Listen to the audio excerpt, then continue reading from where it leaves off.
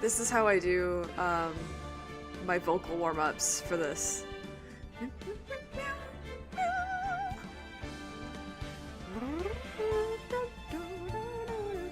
It's a good song. This is a good mix of this opening.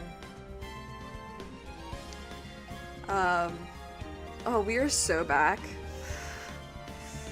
Welcome back to, I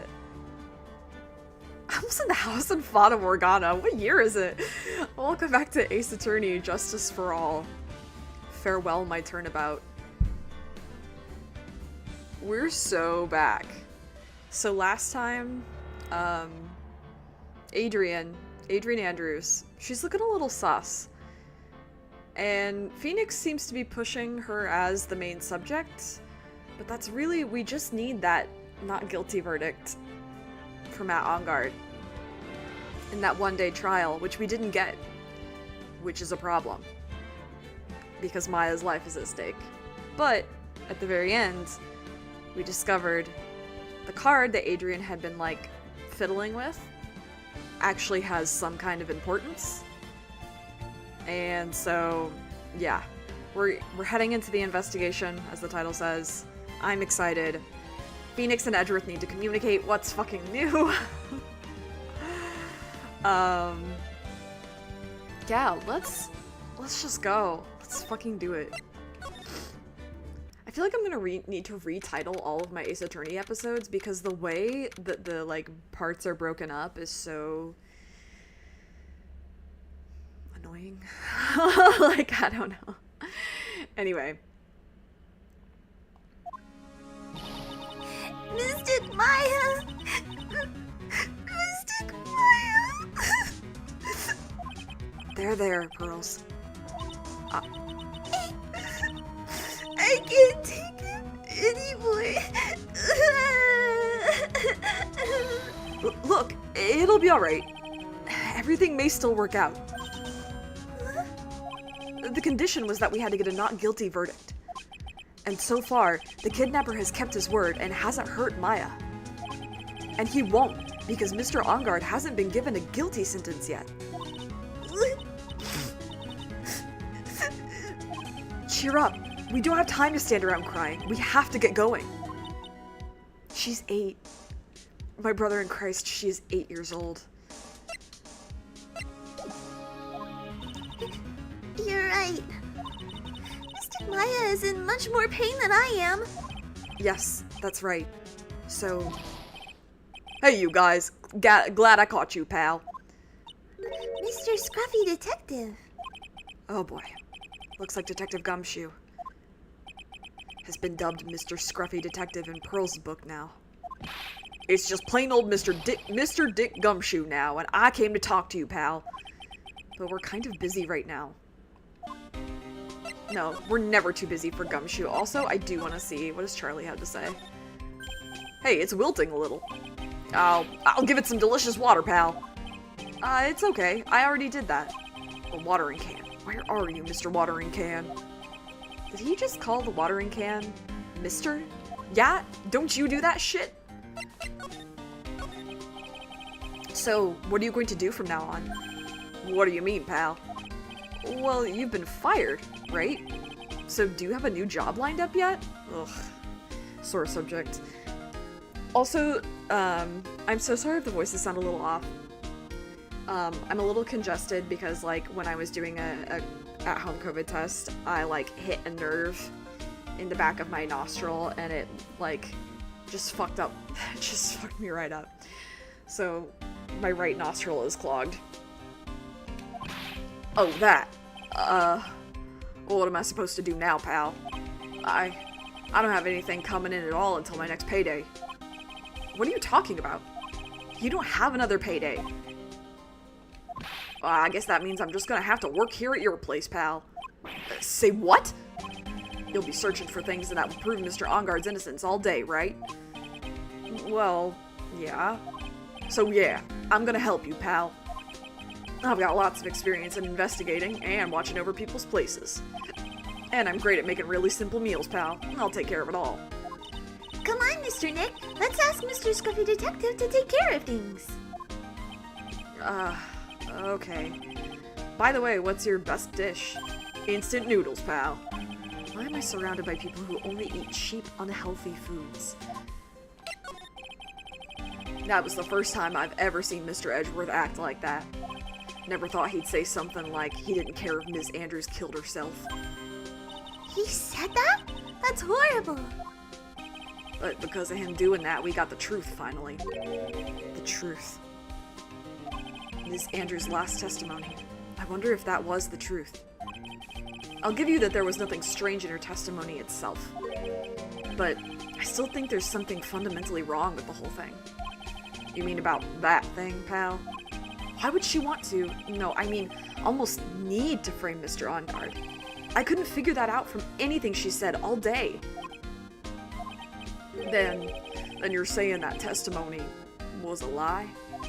Not a lie, per se. It just feels like there's more here that meets the eye. Or that's what Mr. Edgeworth, or, wow, now I'm calling him Mr. Edgeworth, damn. That's what Edgeworth would like us to believe. That's such a dirty trick. Even that woman prosecutor was better than that. Franziska von Karma. Speaking of Ms. von Karma, do you have any more information on her condition? Wasn't she shot this morning? Ms. von Karma was shot on the way to the trial by a pistol, pal.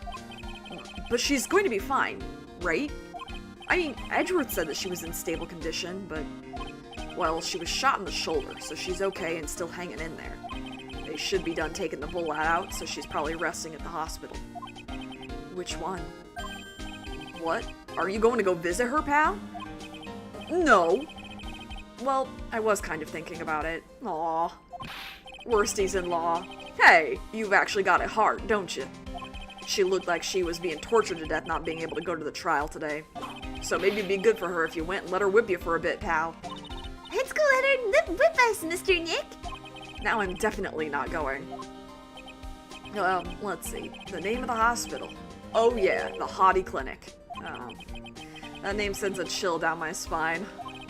Forgot I have to do that voice. Well, I guess it can't hurt to stop by and say hi. Alright. Look, it's my attorney's badge. Oh, it's a little tarnished, don't you think, pal? Don't worry, I'll make it all sparkly shiny again. I'm really touched. Could you please take a look at this? I can't think of anything to say about this, pal. Well, why don't I make us some instant noodles instead? That's okay, really. Do you have anything to say about any of this evidence? I'm curious. So this nickel samurai was really Ms. Andrews, huh? Yeah, this is either when she went to Mr. Ongard's room to get the knife, or when she was done with the foul deed. But I guess we'll never know.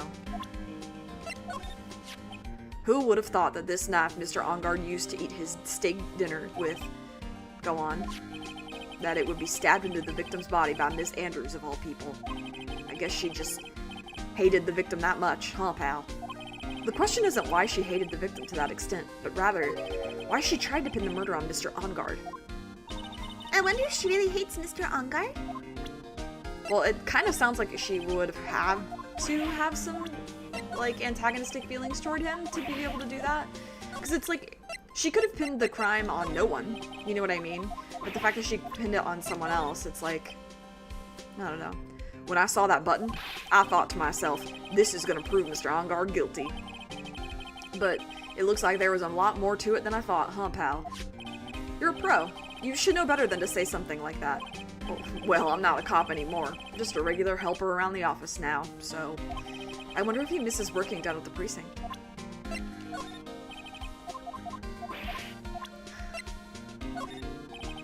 Oh, I was hoping he would say something about the tomato juice, because it's so weird.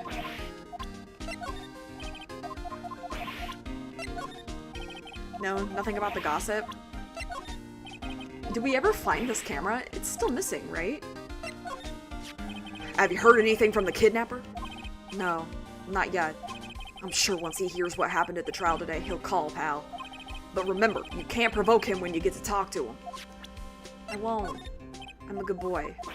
Okay, let's skedaddle then. Why don't we start out here? I'll go see Fran in a minute. From what the guard told me, it sounds like along with Mr. On Guard, Ms. Andrews is also being detained here. Then we should talk with them since we're here. Yeah, but both of them are still in questioning. Oh, and we don't have time to waste. Yeah, visiting hours are almost over. Alright, then we won't deal with it. Let's go here.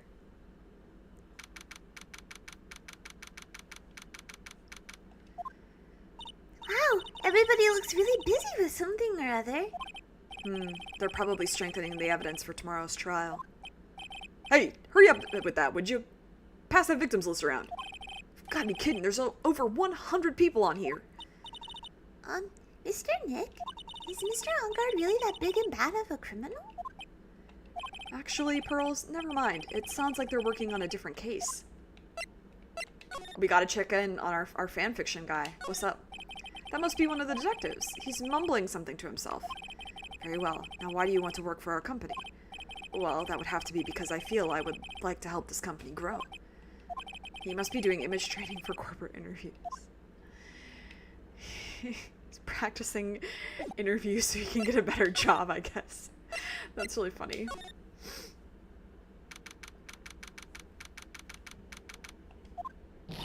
Alright now, Mr. Nick. Let's go look for clues. We have to, for Mystic Maya's sake. Oh, I'm gonna go out on a limb and say this is a old bag, so I'm watching you. You shall not pass. Yeah, okay. Ms. Oldbag. Don't devalue my name and turn it into a gasp, you spiky-headed pettifogger. Oh, I should be using... Because of you, I've been made to look like the bad guy again. Although I did get a piece of gum for Edgy Boy, just as he promised. But I really wanted was something much more valuable. I want Edgy Boy's heart. I want it all for me. It's all your fault. You've wakened the wild beast inside of this old bag. Ah! Ms. Obag! Keep your hands off me. This helmet is airtight. No air gets in, and no air gets out. Then why do you keep putting it on? Don't think you can get me to move with silly questions. You're going to have to defeat me if you want to get by. I'm not hearing this. Do you have anything to say?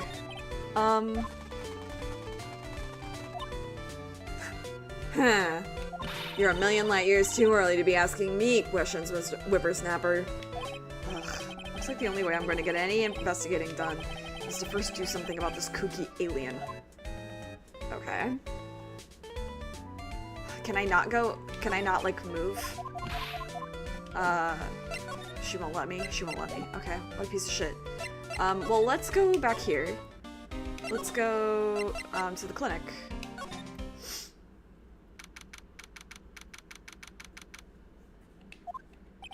Never thought I'd ever come back to this place. Oh, God. Yes, are you here to visit a patient? Hi. Wait a second. You're... Yes, I'm Director Hattie. Why are you still here? Yes, what is it? Can I help you? You can tell me. Yes. Director Hottie.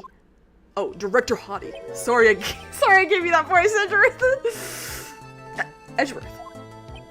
Yes, I'm Director Hattie. Oh, you're the man from this morning. Yes, what is it? Director, Franziska. How is Franziska von Karma? You don't need to worry. Yes, she's in good hands. You need to worry. Because, you see, I'm personally taking good care of her. Yes. Yes, and I think that surgery into it well. Doing that voice for too long makes me want to throw up. It just, like, touches my, I think, uvula or something. You have my gratitude. It looks like Edgeworth doesn't know about this director and his secret. She looks so pitiful, absolutely terrified. Yes, but I understand. Yes, her opponent was a gun after all, And when I snuck up on her real secret light, she would scream really loud. Yes. I see. but she's really cute too. When I do that, she'd whip me with her whip. But I like her like a baby. Yes, but I think I get used to it. Hey, girl. Yes. Go back to your room. So mean, frisky. But that's good too. Okay. Yes, it's time for my IV drops. Yes. Sorry, I need a second to recover from that voice. Blech. The worst. And what are those tulips doing in your hands, Mr. Phoenix Wright? Ugh, I knew I shouldn't have come here. Hey, girl. Actually, okay, that's fine. I was shot in... I almost started doing his voice for her. I was shot in front of the courthouse, in my right shoulder. But it's no big deal. This sort of thing happens all the time. I even had full intentions of running a trial this morning. Hi, Maddie. Yeah, I'm like vocally recovering because that just like hits my gag reflex. But that would have been too much for you. There's no need to act tough in front of us, you know. Regardless, I was dragged here by that man over there. He was so unyielding, one has to wonder if he was simply interested in stealing my case. It was the only logical course of action given the bullet was still lodged in your shoulder. But by taking over the case, I found myself having to clean up after you and that irresponsible deal you made. How many times has she been shot? Just once. I think I know what deal he's referring to. The deal. Ms. Von Karma, you made a deal with Ms. Andrews yesterday, didn't you? I don't know what you mean. In order to make sure you got your guilty verdict on Mr. Ongard, you told Ms. Andrews not to testify in court today. I don't know what you're talking about. Do you have proof that I made such a deal? You're denying it? It looks like you were lucky, Mr. Phoenix Wright. If I had been in court today, this trial would already be over. All while hiding Ms. Andrews' own crime? That isn't my problem.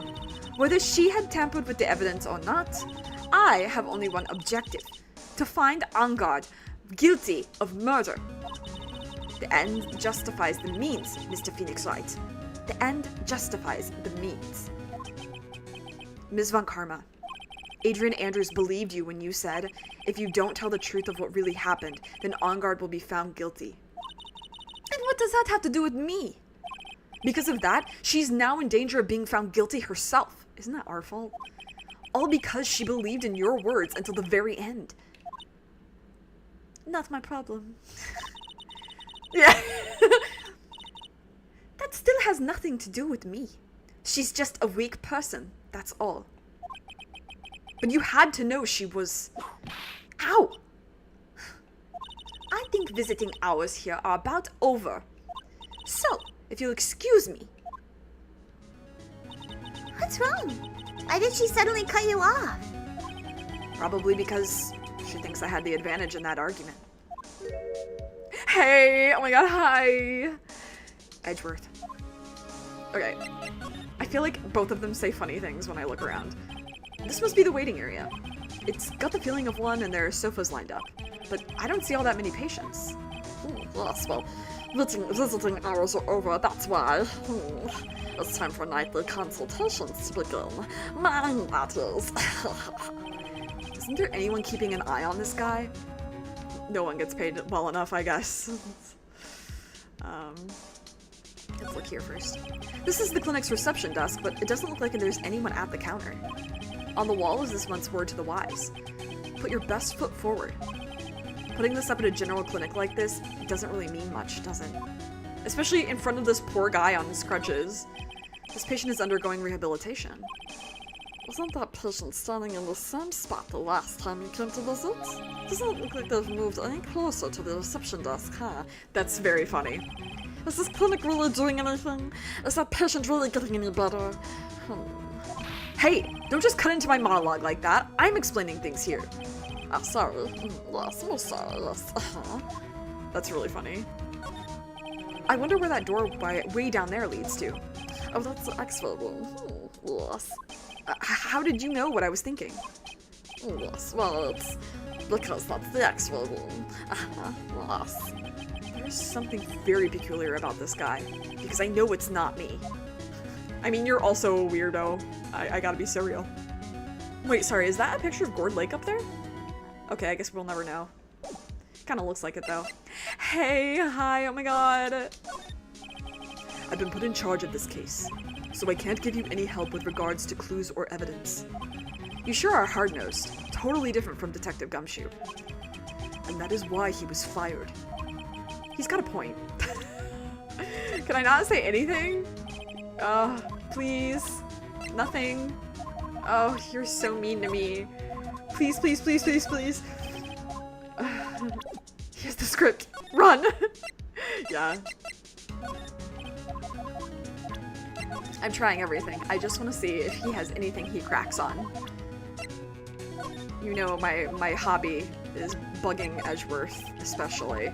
Bugging all the witnesses, but especially Edgeworth.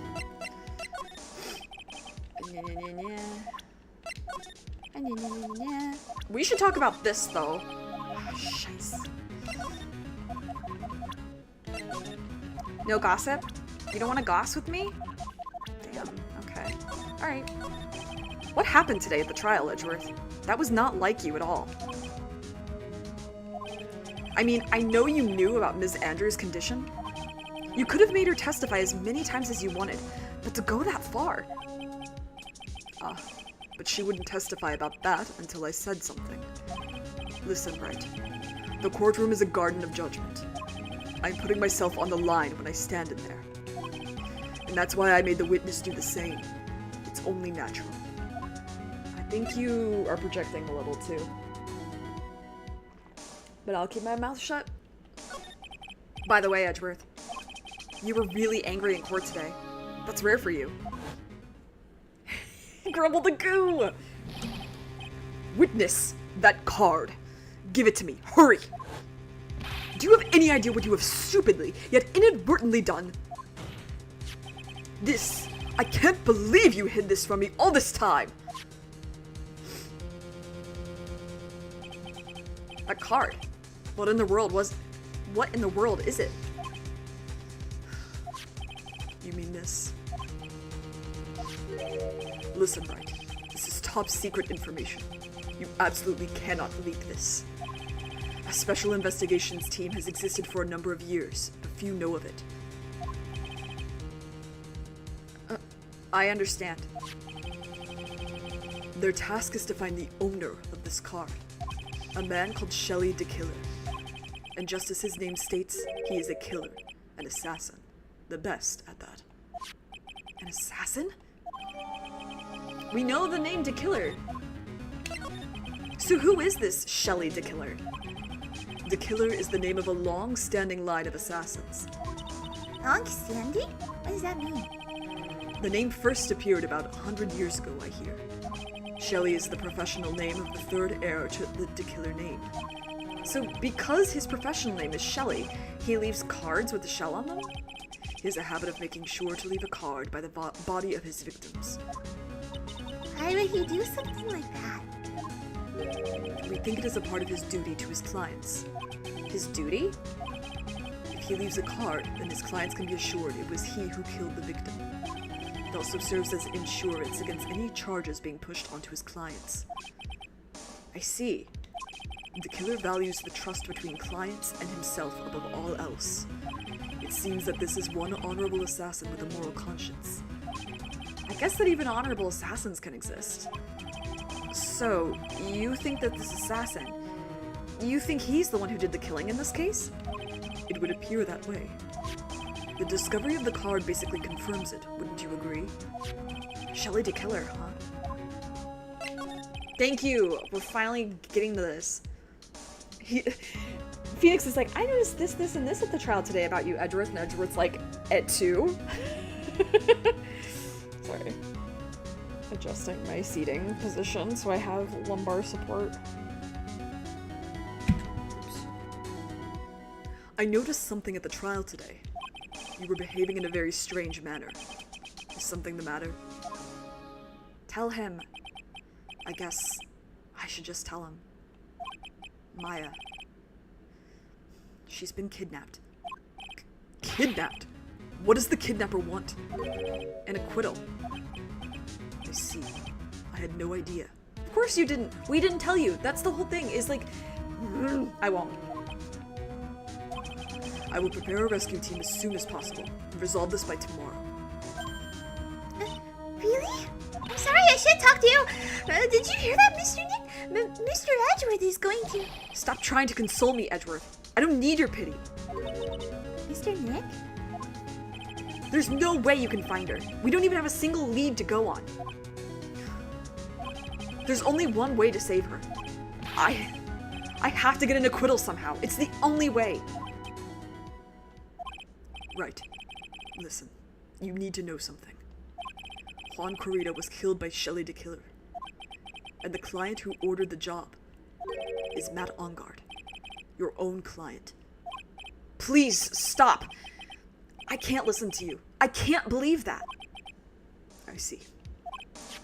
Well, if you want to continue your investigation, you will need this.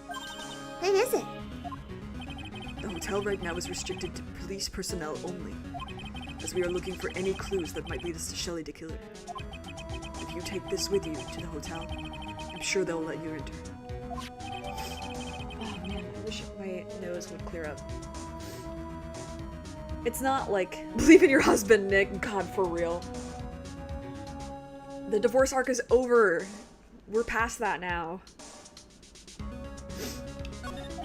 In any case, I must attend to the preparations for Maya's rescue team. We'll meet again if anything should happen. Now, if you'll excuse me. Mr. Nick? Dude, like... This makes me crazy. Because, like... Phoenix is like, I don't need your fucking pity, blah, blah, blah. And Edgeworth goes, okay, anyway, I'm still gonna go rescue her. She's my friend, too. Like, Do you think Mr. Ongard hired an assassin? No way. I mean, he doesn't have a psyche lock. Yeah, I guess not.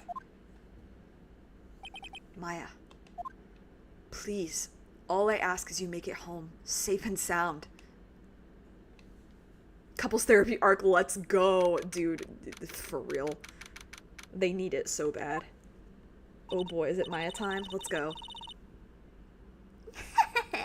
I guess kidnappers can even be a little clumsy.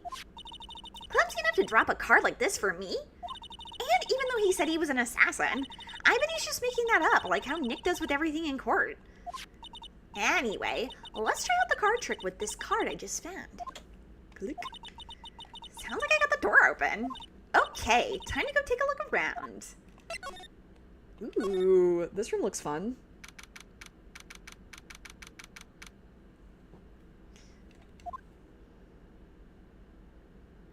Fit through the doggy door. What is this place? I've got a feeling I'm not in the hotel anymore. Are those videos over there? Well, I'll worry about that later. For now, I should be looking for clues. That way, I can show them to Sis and maybe get out of here. Big TV. Wow, I've never seen a TV this big before. Now, where's the power button? Phooey, it's busted. I would so die a Happy Samurai fan if I ever got to see the Nickel Samurai on a TV like this. Yeah, Maya roasting Nick about, like, not knowing what he's doing is really funny. Ah, I can't believe I just made a joke about dying, all things considered. Yeah, that is really dark. What is this thing? An antenna? I guess? And this is a VCR? There sure are a lot of electronic gadgets here. But what is an antenna doing here?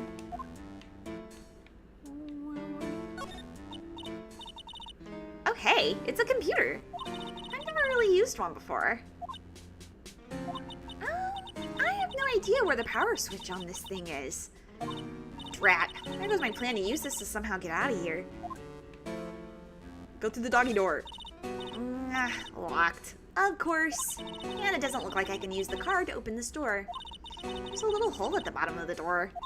If only I was a little skinnier, and maybe I'd be able to crawl through here. Yeah, you maybe are too large for that. Not that you are not skinny. It's so dark in here that I can barely see, but these kind of feel like videotapes. All of them. Just what kind of room is this? Look at that bear. Well, first, this couch is nice. That's weird. What is a figurine doing on a sofa in a place like this? I think it's a bear. Aw, how cute. But it's got a lot of cuts and slits on it. I wonder if it's some kind of puzzle or something. Yeah, that line is interesting because that's one of the rare instances in an Ace Attorney game where an I wonder statement is not followed by a question mark at the end, because it's always something that drives me nuts because I'm like, you don't uptalk with most I wonder statements. It's usually just a statement. Huh. There's a frame picture sitting on this coffee table. It's a picture of a woman. She's kind of pretty. Okay, Maya, we get it. You're learning that you're gay. Hey, it looks like something's written here. Let's see. I think it says, "With love, Celeste." I bet this could be a clue. Oh, this simply will not do. I cannot have you wandering around at will. Yeah! It seems that your Mr. Right is truly concerned about you. Yes? For now, I would suggest that you remain cooperative. If you cannot, there are ways in which I can help you. Ways? You mean... Dead men tell no tales is how the saying goes, correct? Dead? I'm almost certain I told you on our first meeting. I am an assassin. No way. You're lying.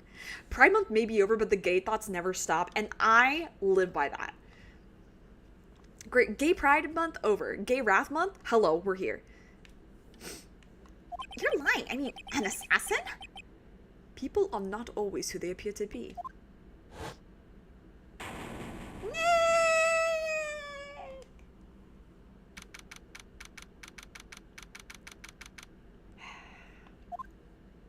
Mr. Nick? Oh, yes, Pearls? Got caught up in my thoughts about Maya's situation. Mr. Edgeworth is left, you know. I guess for now, I have no choice but to believe in Mr. Engard. But I think I should listen to his story one more time. Alright, let's get going too. Okay. Alright. Hi, Gumshoe.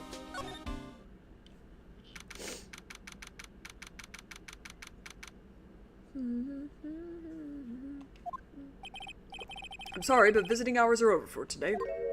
Aw. I have too many questions I need to ask. I'm sorry, but I'm Phoenix Wright, a lawyer for one of the... You're Mr. Wright, you say? Oh, yeah, there's a message here for you. A message? It's from Matt Engard. Here you are. What did he write? Is it something really important? I don't know. Well, let's see what it has to say. To Mr. Lawyer Dude, I've got something really important to tell you. Why do I feel uneasy all of a sudden?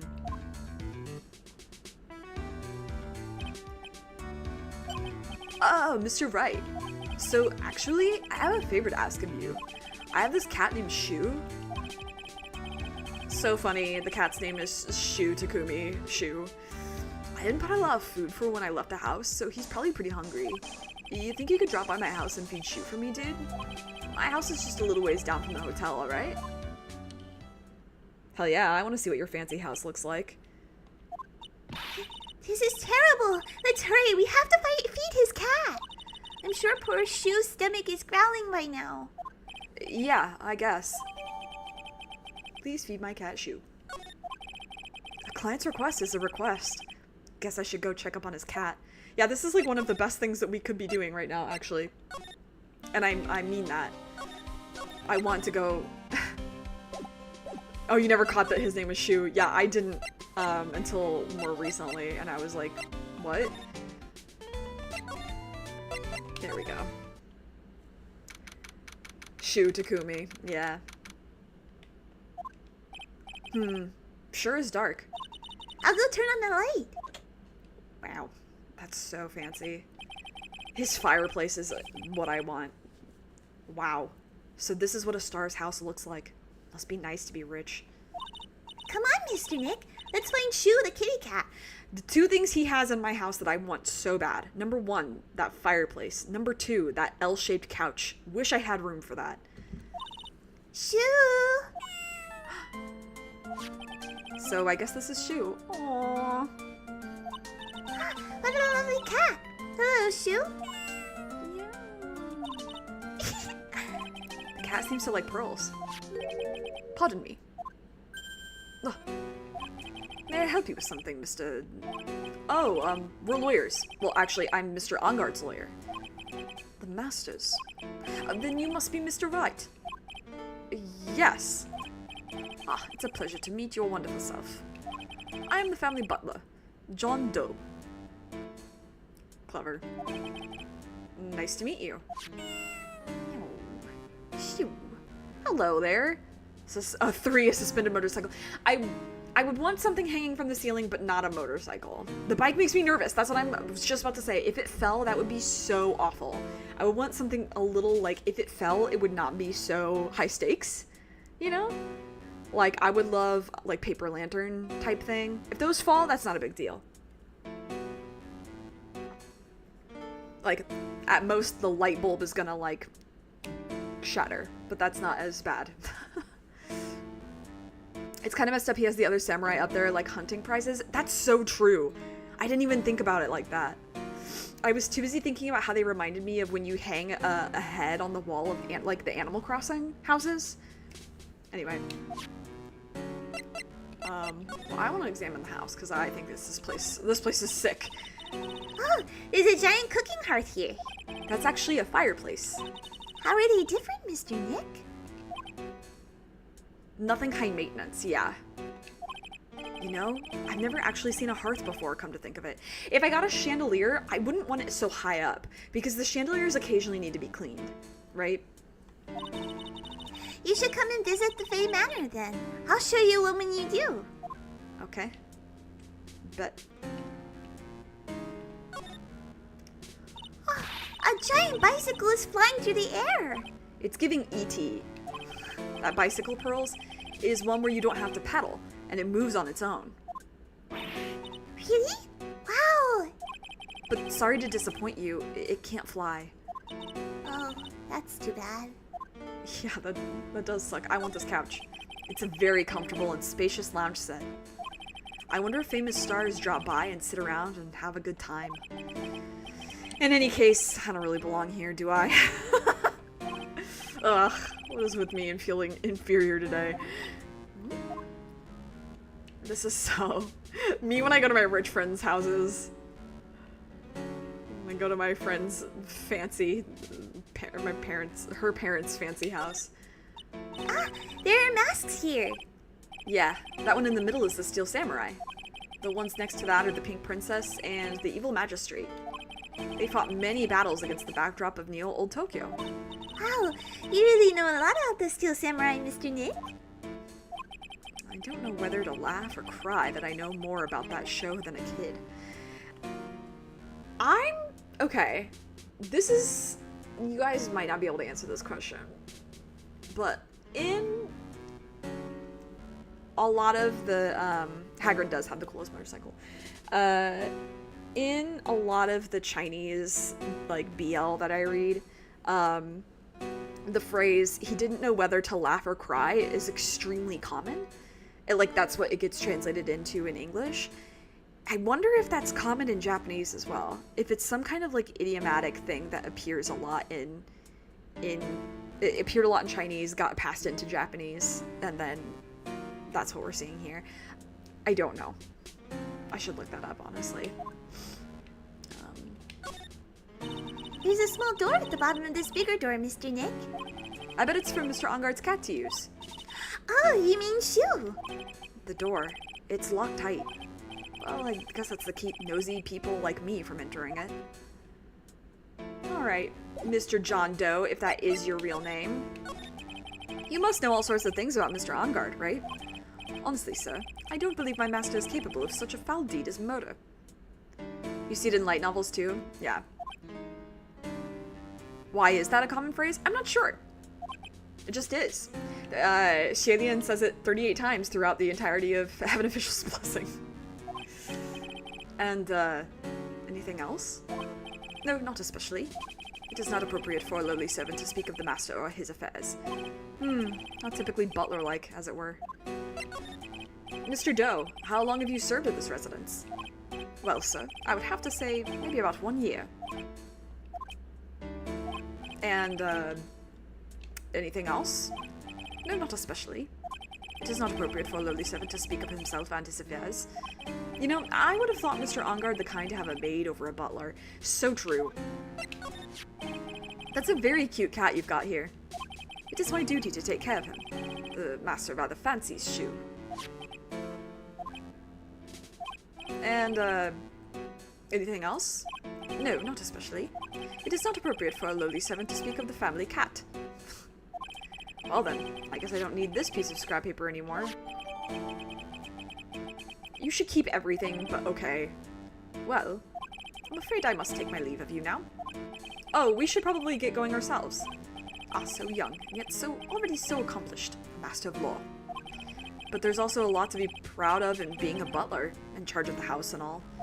Thank you for the compliment, sir. People are not always who they appear to be. Now, if you'll excuse me. Bye, Shu. Okay, Shu. Bye, Shu. Okay. So now, can we... Let's... Okay, well now we know we can take care of Old Bag. Let's go ahead and just get rid of her. And then we can go back to the detention center. Because either way, the detention center visiting hours are over. Maybe if I show this her... Maybe if I show her this letter I got from Edgeworth. Ms. Oldbag, if you would look at... What? You want me to look at this worthless piece of... Angie poo! Ugh. Is that her perfume? Pheromone d'Amour I smell? Let's see here. Would you please allow this unsophisticated young person to conduct his investigation? The inventory gets cramped at times. No. Partial Bullet, you're so right. Gameplay-wise, I'm glad that he got rid of it. But in an actual investigation, you should be keeping everything. No, you're totally right. I completely 100% agree. That's why the investigations games are so great, because they, like, will get rid of evidence when you are done with it. It's so nice. Yours truly, Miles Edgeworth. Yours truly? That man's got good at flattery. Fine. But only because Edgy Poo said so, you understand? I just thought of something I have to do. Remember, no messing around. You do anything bad and I won't let you off the hook. It looks like she has strong feelings for Mr. Edgeworth. Pearl, hold on to this. Yeah. Keep everything like the hoarder I am. It would be good for a crime investigation, I'm just saying. That may be, but you know nothing's going to come of it. That's so mean, Mr. Nick. Feelings are meant to be told and shared. Ow. Every time we talk about love, I always end up with a handprint on my face somehow. I can't wait for people to play investigations. I can't wait to play them on stream and not have to worry about figuring out how to do the DS thing. Because I have the first one on DS, but the second one only exists like in English as a fan thing until now. Yeah, I'm hyped for that. So anyway, let's continue our investigation. Okay. Oh, she's back.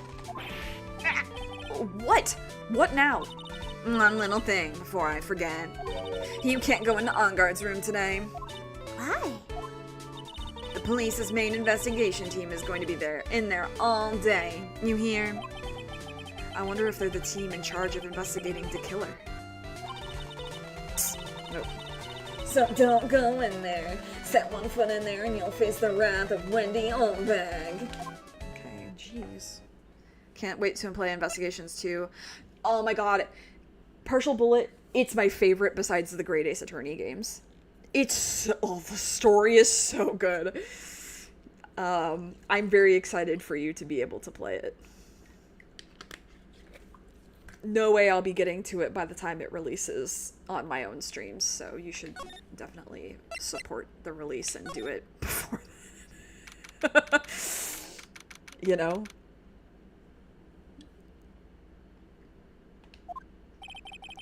He will always be the best to me, too. Yeah. Looks like we're the only ones here. And yet, the hotel seems so busy somehow. Probably because the police team is scouring for clues about the killer.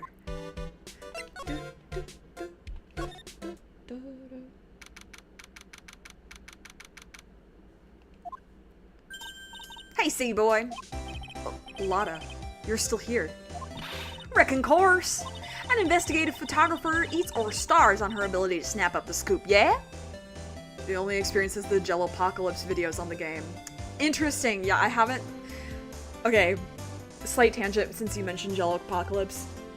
I never watched any of their videos except the Skies of Arcadia one, and I'm telling you, I streamed all of Skies of Arcadia, like most of everything you can do in that game, almost everything. So number one, if you ever want to see what that game is really about, you should watch it because it's really fun. Skies of Arcadia is awesome.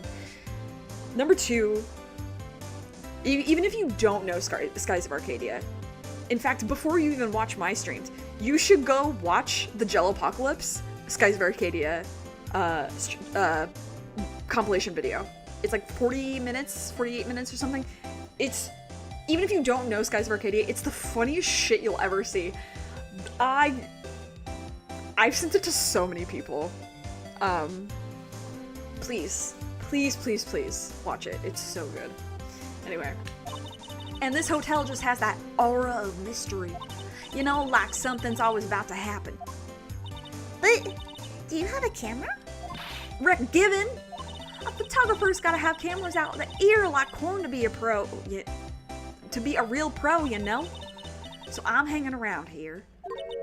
Speaking of cameras and feeding the mouth, do you have mine, you bread thief?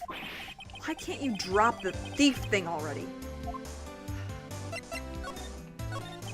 I want to ask you about the night of the murder.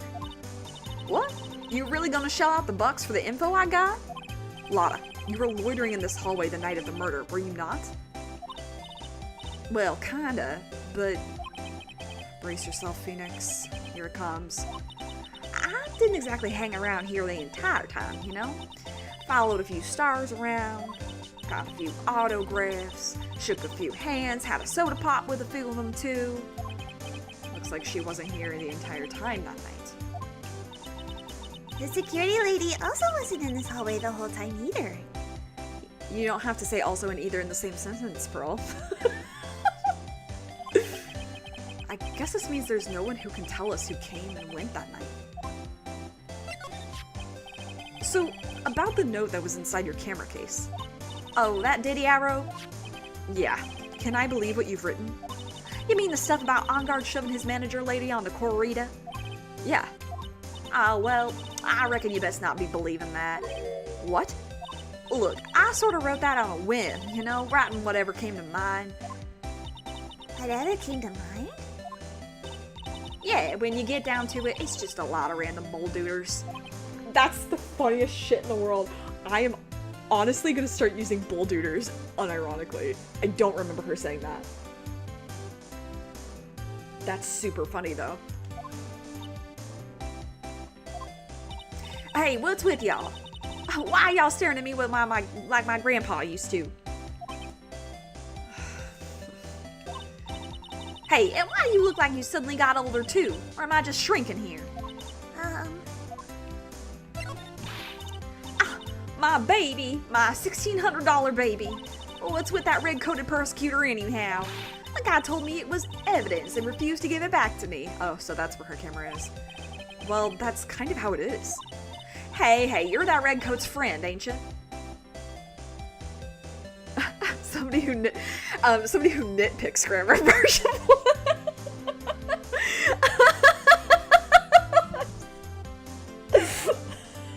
sorry.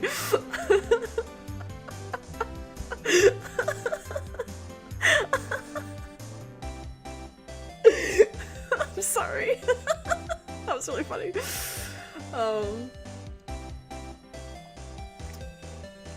Sorry, I also got distracted where she was like, you're that redcoat's friend. I'm like, British US alliance, I guess. So put in a few good words for me and get me back my camera. You want me to do what? Listen, Nag got real good for about 5 minutes, and I guarantee he'll give it back. Why don't you do your own dirty work? I'm scared of him. Well, I reckon it's time for me to get going. A tabloid photographer without a camera is just a tabloid, huh? Yeah, I guess so. Keep yourself together out there, you hear? I'm coming to see you in court tomorrow. Okay, I'll see you then. And you too there, Lillian. Keep up the good work, okay? Okay. Don't be picky about your food now. Okay. And make sure you do all your homework, you hear? Okay. And if you happen to find yourself a camera, make sure you bring it right to me. Would you please just leave already? I do love her. I feel sad when people are like, I hate Lada, and I'm like, I love Lada. I love voicing her too.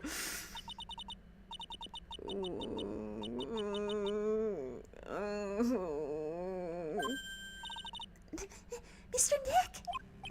What is that otherworldly, ghastly moaning? I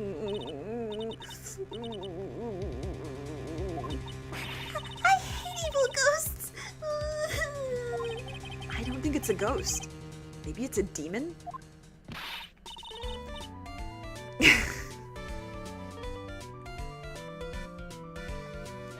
Excuse me, what sure you're calling a demon, brat? Ah! Zoinks! Stop. Does Pearl even know what homework is? That's a really good question. Probably not. Zoinks is so iconic. It's the alien! Who are you calling an alien? It is a demon. Oh, it's just you, Mizzlebag. What are you doing here? What is wrong with youngins today? I came down here to pay my respects to poor Juan, and you're disturbing me! I was done with your shit. Please talk to me about the night of the murder, just one more time. I talked about it plenty at the trial. I was fooled, tricked, deceived by that fraud of a photographer and her note. She was loitering around here with that imbecilic look on her face. Yours isn't much better. With that imbecilic look on her face. Okay, got it. Now hold on a second there, you little pipsqueak. If you're going to take notes, at least make me sound better than that. Oh, alright. Now I've seen everything. But you know, I was working that night too, doing my job, minding my own business. So it's not like I had time to waste standing around here the whole night.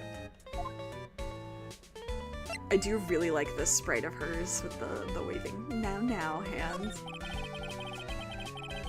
I was wondering if you could tell me a bit more about Mr. Kurita. He was the most popular star, you know, especially where it counts, in my book. But I heard that he was lagging behind in the polls against Mr. Ongard. Oh, well, that's just a recent thing. Bad luck and all that, you know. But he was going to become an even bigger star than he used to be. Look, just look at this mountain of presents. Sorry, the voice started to tilt into, I don't know if you guys have seen the Harry Potter musicals, but the rule number 1, no parties, unless Umbridge is invited, like the cadence started to kind of fall into that. It's a show of the mountain of feelings all his fans had for him. Yeah, the mountain is pretty big. It's certainly nothing to shake a stick at. Mr. Nick? Hmm? What is it, Pearls? The presents. They're all bears, right? She's got a point. There isn't a single thing here that isn't a bear. I don't know, like the laptop, the water dispenser, the suitcase. All of Mr. Kurita's presents from his fans seem to be bears. Oh, that's because you can't think of Juan without thinking about bears. Bears? Why bears? You don't know. When my dear Juan was training, he fought barehanded with a bear. He refused to give in and let the bear win, but after the fight, they became friends. How come you didn't play the fan-translated one of the Investigations 2 game? Oh, I did play didn't play it on stream, but I've played the fan-translated Investigations 2 game.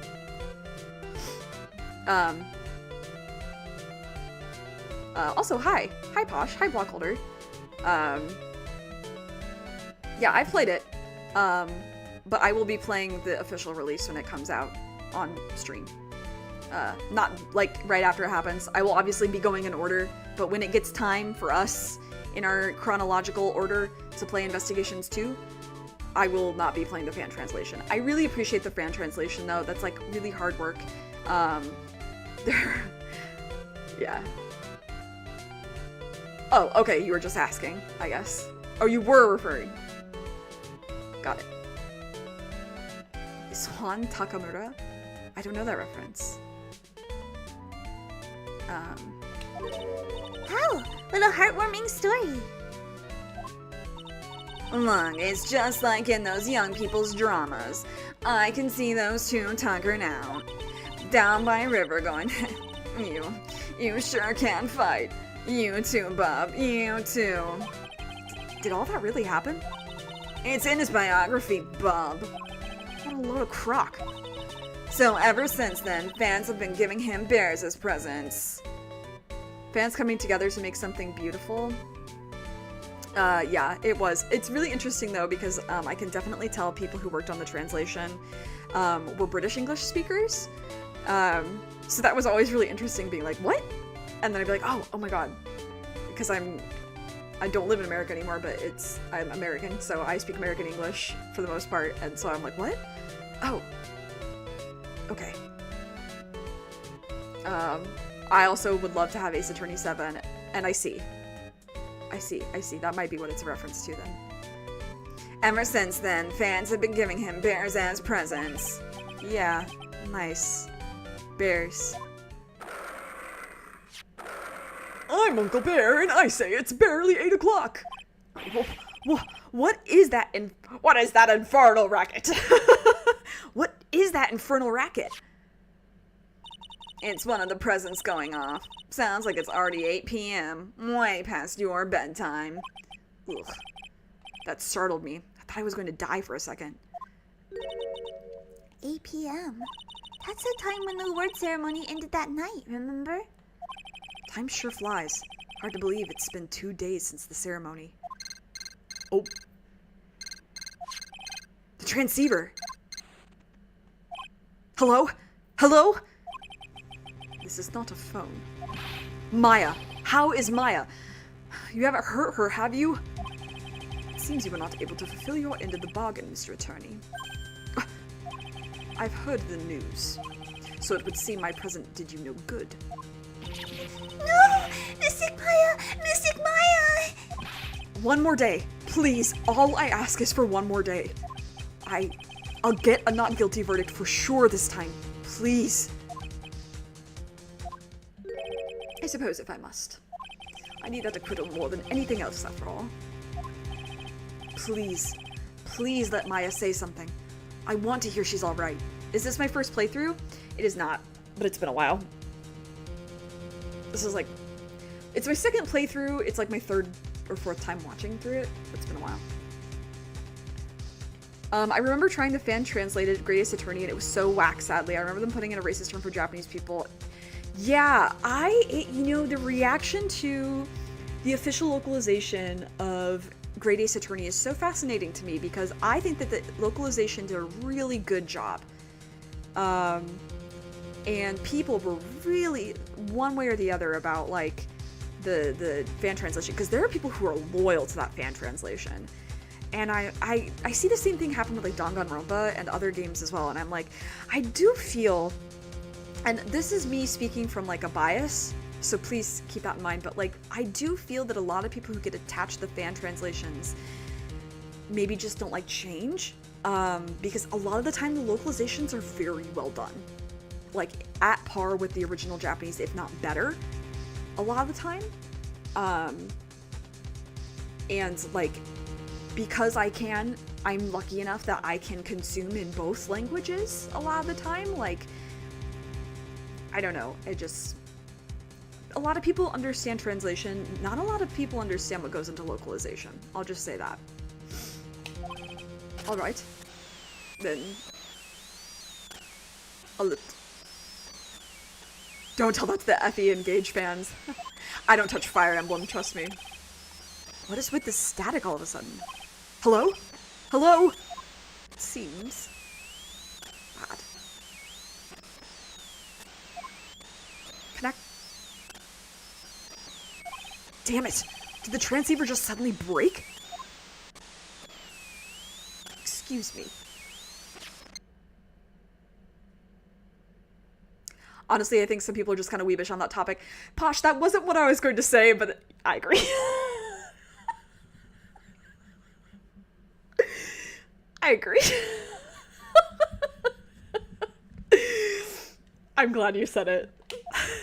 I was trying to think of a nicer way to say it. What happened? I don't know. All of a sudden, it became nothing but static. Mystic Maya! Mystic Maya! Why did the transceiver suddenly break like that? I should probably have an electronics expert look at it. The sooner the better. Okay. We have nothing here. Yeah, it's interesting to see how things get localized and given more pizzazz than what's present in the original. Like in Triangle Strategy, since I have JP audio, but yeah, so Japanese audio and English text, yeah. It's funny, I was talking to somebody, we were at, yakiniku, and we went to, or we were sitting there and we were talking about, localization and Unicorn Overlord, and I was like, oh my god, I've not played that game, but like, the takes on it are so wretched. People with like no experience in localization acting like they know what localization is. Localization's really fucking hard. It's really, really hard. And I think that, okay, I'm sorry I'm tangent, but like, I think that people think that localization is something that happens super quickly. There are meetings over and over and over again. Like, okay, I'm just gonna talk about, like,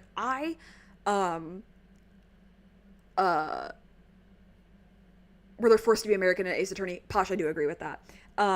They didn't know at the time. They did the best with the information they had at the time.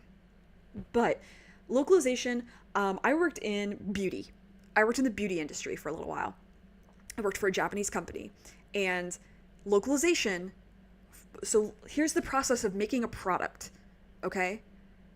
They come up with the idea for the product.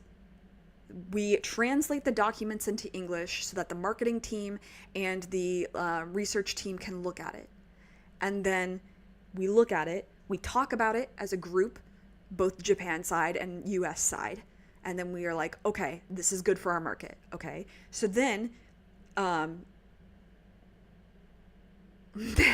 don't even.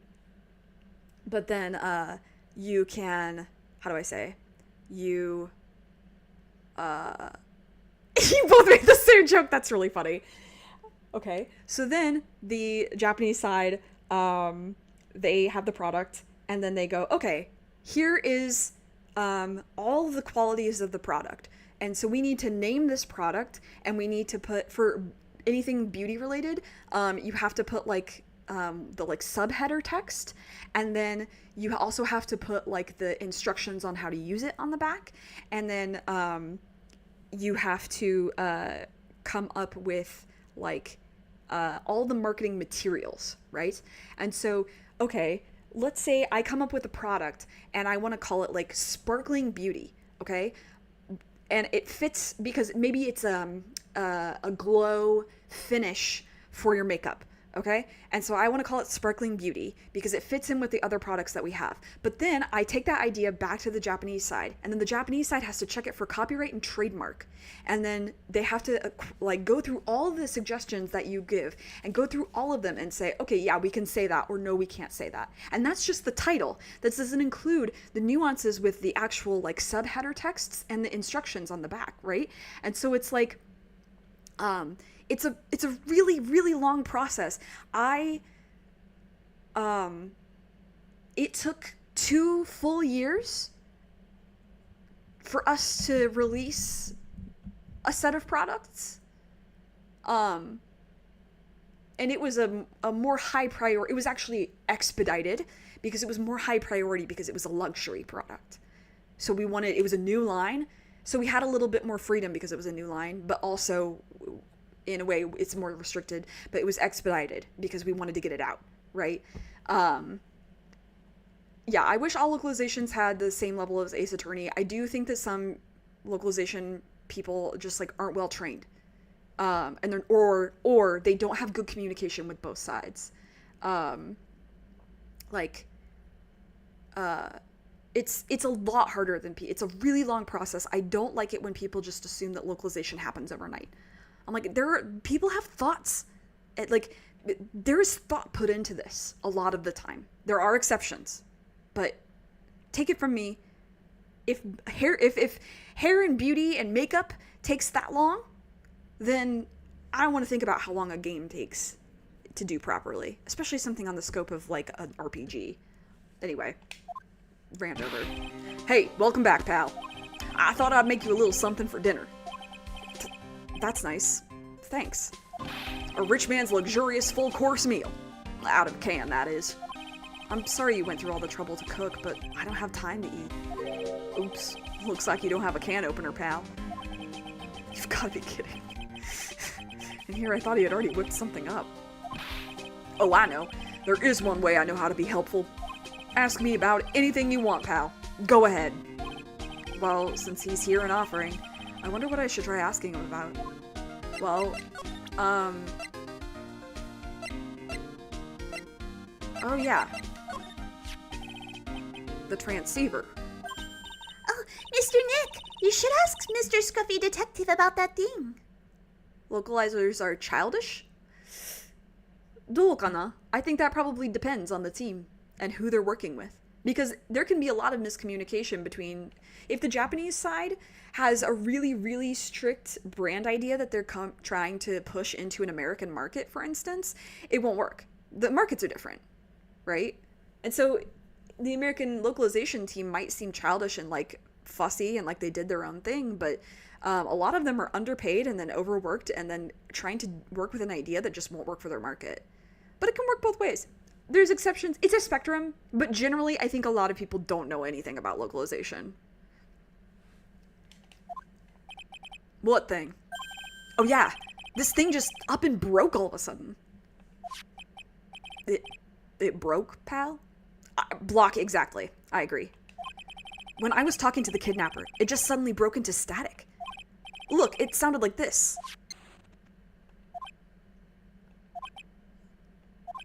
I don't hear any static, pal. Huh? Maybe it fixed itself? That's strange. I'm sure it was making a loud static noise. Maybe. Maybe what? Maybe it was electromagnetic interference, pal. Electromagnetic interference?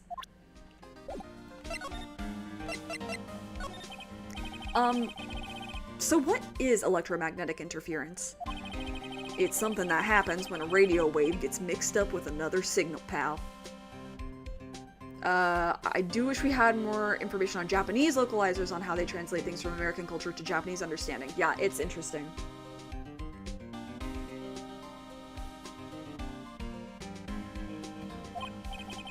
Oh, when you put it that way. I don't understand what you're talking about. Like, for example, when a cell phone goes off next to a computer screen. The stuff on the screen gets kind of fuzzy and starts acting funny, right? Huh? Computer? Alright. It's like when you use the dryer next to the TV and the screen starts looking weird. Imagine something like Omori Japanese. Yes. Yes. I really, really, really want to play the localization, the Japanese localization of Omori, because I'm so curious their decisions. Because some of the stuff I've seen, it, like, sounds almost a little unnatural. But I don't know if that was just, like, early or what. I don't know. So, anyway. Also, hi. Hey. Oh, yes, the TV does do that. Oh, so that's what you're talking about. She seems amazingly happy at being able to understand this. So the room you were in when that interference to the transceiver happened. There's gotta be something there that's sending out very strong radio waves, pal. Something like a listening device or something. Ugh. Hey, speaking of that, where were you when it happened? We are in Mr. Kurita's room, the scene of the murder.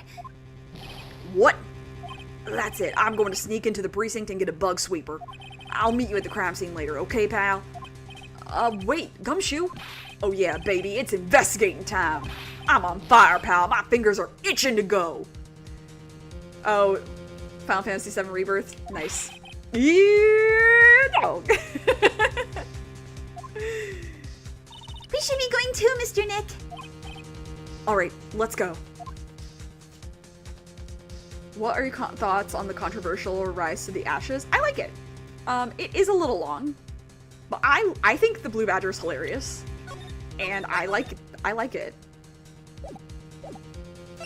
A listening device could cause static for something because it's sending out like radio waves essentially, if it's interfering with like a cell phone or something like that. I guess that could be possible.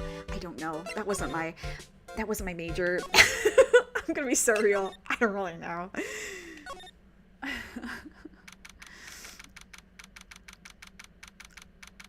I think people should on Rise to the Ashes more than they should.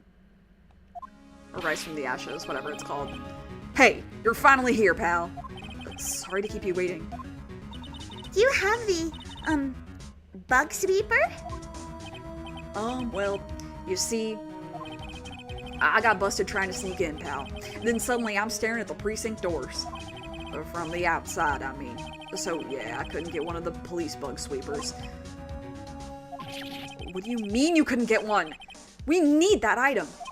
Hey, calm down, pal. I didn't say I didn't get one, just not the police's. Wow, so this is a bug sweeper. Damon Gant is my favorite villain in the whole series, that's why I asked. I do really like Damon Gant, I think he's awesome. I think the characters in that are also really good. It looks a little broken. Hey, this was made when I was in elementary school, pal. Damn, Gumshoe, I always forget how cool you are. Male wife material over here. Oh, by who? Me, of course. Seeing this sure brings back memories. You should be an engineering school, King. Hey, don't look down on it, pal. Sure, it looks a little beat up, but I put my heart and soul into building this puppy here. Your heart and soul? It'll work. Trust me, pal. It'll do the job. But you can't set the sensitivity. So it's gonna beep at anything that gives off electromagnetic waves. But isn't it better that way? Well, anyway, since I brought it all this way, I might as well give it a whirl, right, pal? Perfect, Timbo, for real. I'm getting that sinking feeling again. Okay, now I'll tell you how to use this baby. There's a listening device or some or other sort of bug hidden in this room, pal. So we're going to fight it, right? Right. Now first, let's turn the sweeper on. Now move the sweeper around the room to give a real thorough looky-see, pal. The sweeper will let you know how strong of a signal it's picking up, so keep an eye on it, okay? Once you find something that's giving off a lot of radio waves, press the A button to lock onto it. Why is he not in the computer crime division? For real. Also, yeah, he should be in AA7. There's a lot of things here that are going to give off radio waves. So let's take a good look at anything and everything that seems suspicious, okay, pal? Block, that's so wretched. Alright, I'm gonna go stand outside and keep an eye out. Give me a yell if you find the bug. Got it, pal? Okay. Lamp, check. Listening device, nope. Yeah, you can play the Apollo Justice trilogy and Investigation soon, too. There are a lot of lamps in this room, aren't there, Nick? Yeah, this has the best lighting I've ever seen in a hotel room, Pearl. And they're all on. You shouldn't do that, Mr. Nick. Don't you know that's wasteful? Yeah, I'll be more conscientious from now on. Sorry. You tell him, Pearl. Same thing? Okay. She says the same thing. Blah, blah. I know where it is, I just think the dialogues are funny. Sorry. I don't really think the listening device is in the TV, of all places. Looks like the TV was left on, and it's now showing an old samurai movie. Apollo, my beloved. Dude, Maddie, I'm gonna be so crazy when we get to AA4. Yeah, this channel plays all sorts of international movies, as well as domestic ones. You know, every time I watch one of these old movies, I always think, wow, these Japanese stars are really good at English. Yeah. When I grow up, I want to study Japanese. 勉強してください! ぜひ! ぜひぜひ! I should probably keep my mouth shut here and not destroy her dream. Ooh. Ah, what a lovely bear. Scary. This must be one of those fancy bear-shaped toy robots. It's a robot? It's a real robot? Yeah, it's a real one. Mr. Nick? Yes? How many horsepowers is it? How many horsies? That's the best Pearl line. Horsies? Well, look, it's a bear, so, that's one of the best. Hotel lighting sucks, Pearl. Adding Apollo. Okay, good. Yeah, you should. Apollo Justice has a bit too many flaws. It has flaws, but all of these games have flaws. I love Apollo Justice. Pearl doesn't know Japanese. Yeah, that is an interesting choice. Maybe her mom chose not to teach it to her for some reason. A cell phone. Nope, no bugs in here. A cell phone? Oh, what? Don't tell me you don't know what a cell phone is. I'm sorry. I've never seen one before. Apollo Justice is going to have 3 backstories. Now that she mentions it, my cell phone couldn't get any reception while I was staying in Kurain Village. And Pearls has never lived outside of that village, so...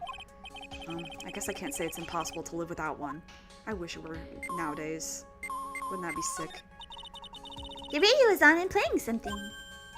Oh, it's Kids Question Corner. Professor, why is the Earth round? Yes, why is it, Mr. Nick? Why don't you listen to the radio program a little more, Pearls? Nick, flat earther moment? Rice cooker, let's go.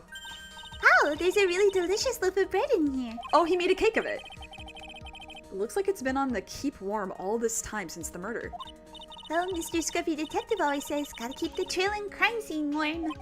I think the keep warm in this case is a little more metaphorical. Yeah, so some rice cookers, the nice Japanese ones, zojirushi, toka, they can make a cake. It's a plain old calculator. It says 50 on it. Maybe he was calculating his allowance? A whole 50 cents? Maybe if he was a spirit medium. Okay, sorry. I thought that the remote was giving something off. Okay, it is.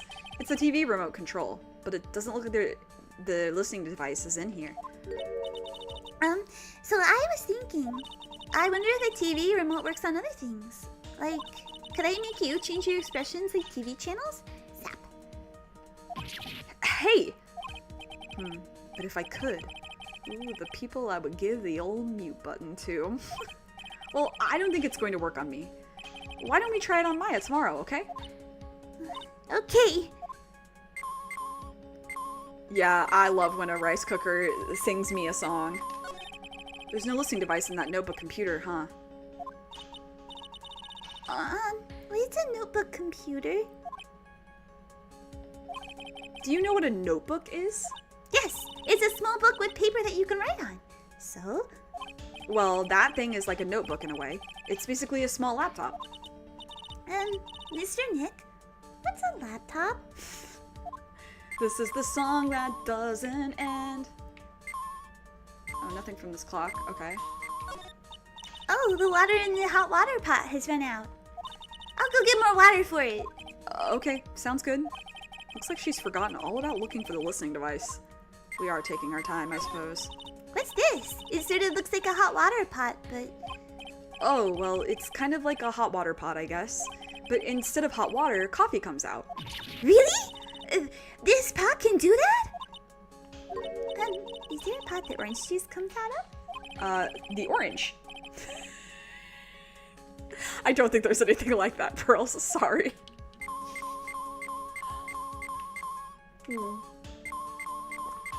Alright, let's do it.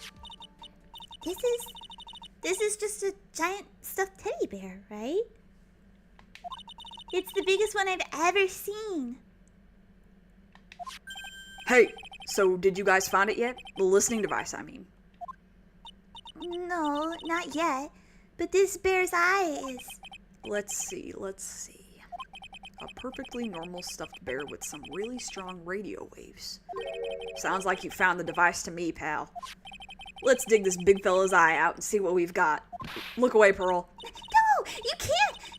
Such a violent act! Oof. No! She'll be fine. Ooh, that's... It's a miniature camera, and it looks like there's more. There's a transmitter and a timer. A what emitter? A transmitter, pal. You fucking idiot. Oh, is this more of that high-tech stuff? Oh my god, how do you not know what a transmitter is, Phoenix? So this tiny thing is a camera? Yep, it's a pinhole CCD camera, pal. Rip Freddy's eyes out. It's a small, high-grade video camera mostly used in security system. So it's a video camera. It runs on a battery, which comes with it in a set. But there's no videotape in this camera. This is only the camera part here, pal. The tape recorder with the tape inside it is somewhere else. Somewhere else? The footage is changed into radio waves and then it's sent to that recorder. So, it's sort of like a TV broadcast, isn't it? Bye, Block Holder. Thanks for hanging out. Hey, you know, you're right. So, what is a transmitter? It's a device that sends the footage the camera took to a specific destination. It's like a video version of a listening device, pal. It looks like it's attached to a small clock-like thing. Oh, that's a timer, pal. You can set it to turn the camera on and record at a certain time with it. You can set it for a certain time? Yep. Let's see. This looks like it was set to start at 8 p.m. and go for 1 hour. I remember making a case on an online case maker. It was really bad. That's really fun, though, like, doing something like that. It kind of gives the vibe of, like, making your own D&D campaign or something. 8 p.m. That was the time the award ceremony ended. There's no date set, so it's been recording every night, I guess. Mr. Detective, how long has this bear been here? I'm pretty sure it's been here since the night of the murder.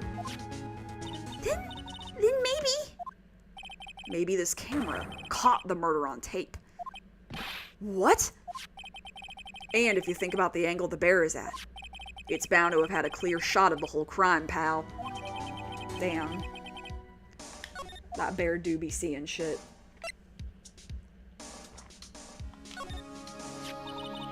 So there was a camera in this bear's eye? She will never trust a bear again. And it was disguised as a present. And I'm sure it was here on the night of the murder, pal. It's pretty big, so it stands out pretty well in my mind. Who gave Mr. Kurita this present? I don't know, pal. But this means that someone out there's got a video of what happened here that night. Isn't there any way we can find out who that person is? It's impossible, pal. Radio waves can be sent almost anywhere, so there's no real way to find out. Oh, Is there really no way to find out?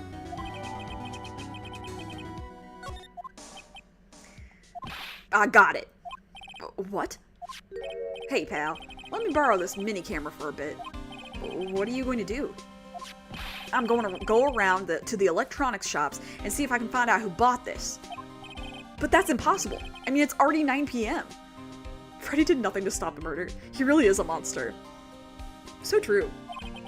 Leave it to me. Even if I have to search all night, I'll find your man, pal. Okay, Gumshoe, I believe in you. Oh yeah, baby, it's investigating time. I'm on fire, pal. My fingers are itching to go. Yeah! he's gone. Yeah, The Mr. Scruffy detective sure is a nice man. he is, Pearl. He's pushing himself so hard, all for Mystic Maya's sake. It is a mystery how you always manage to do things in the most inefficient ways, right? Back. Hey, I love when he shows up with this Sprite knife cat ass. You'll have to excuse me. I heard your conversation just now. Edgeworth, what are you doing here? A rescue team has been created and deployed. I can't say I'm optimistic, but we have to move forward, one step at a time. I see. Thanks. Don't thank me yet. We still have to find her. She is judging this man. So, there was a spy camera hidden inside this stuffed animal, huh? You are one lucky man, right? Boss music. A little bit. Do you know this stuffed bear, little girl? I have no idea. Of course not. The maker of this bear is a very expensive luxury brand from overseas. It's completely handmade, and only a small number of these are exported here. What? Why do you know this? I have one. Edward did it! The camera and transmitter that let me start over. Sorry. The camera and transmitter that Scatterbrained detective took with him are dead ends. Things like those can be bought anywhere. However, this bear is different. By tracking how it got into this country, this bear can tell us who the buyer is. Can you really do that? Mr. Nick, can he really? Well, I guess so. It's 9 p.m. I think I can still make it in time. I'll be taking this for now. I'm sure you have other things you have to do. Stuffed bear snatched up by Edgeworth! I've been waiting the entire case for this line. By the way. Just by the way. Pearl's useless, she doesn't even hold evidence. Yeah. See you soon, right? Wait! What? Why are you doing this? Ah! I'm fine.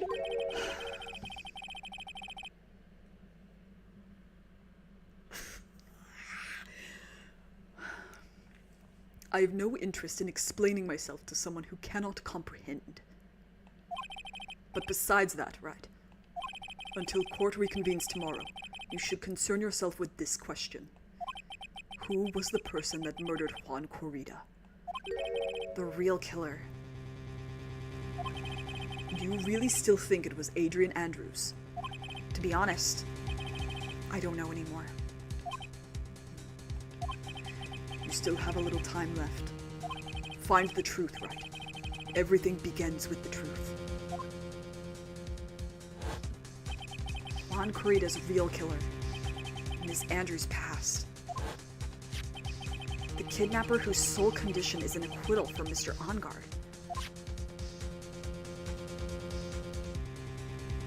And this this card. Shelly the Killer. Hi, girl. Maya. The only way I can save you now is to find all the answers to this case tonight. I don't understand what your real intentions are, Edgeworth. But as you said, all I can do for now is find the truth. Krask! They make me go crazy. Okay. We're gonna keep going. I really want to finish this investigation today. But I am gonna take like a 5-minute break. So like in 5 minutes, we will reconvene. Oh my god.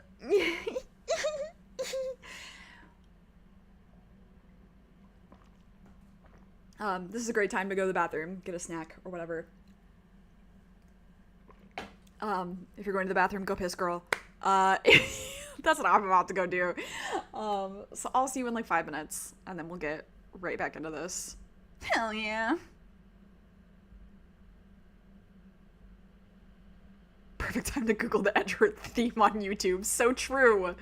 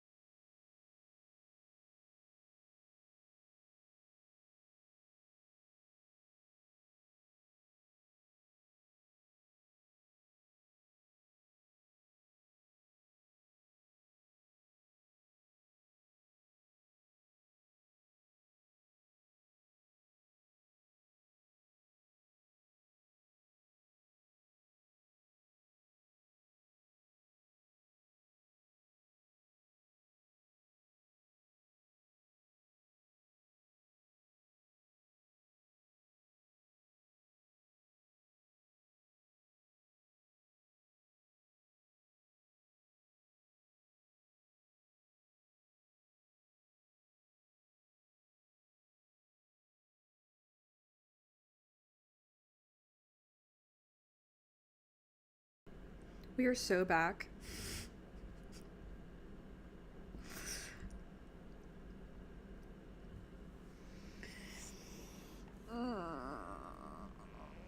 Okay. Let's do this.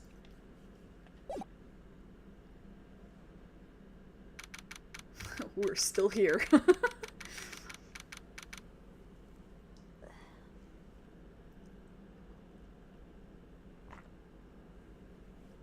Yum, yum, yum. Any other freaks out there that just drink almond milk? Like, as a drink? It's past 9 p.m. already, isn't it? I wonder if Mr. Edgeworth has already found Mystic Maya.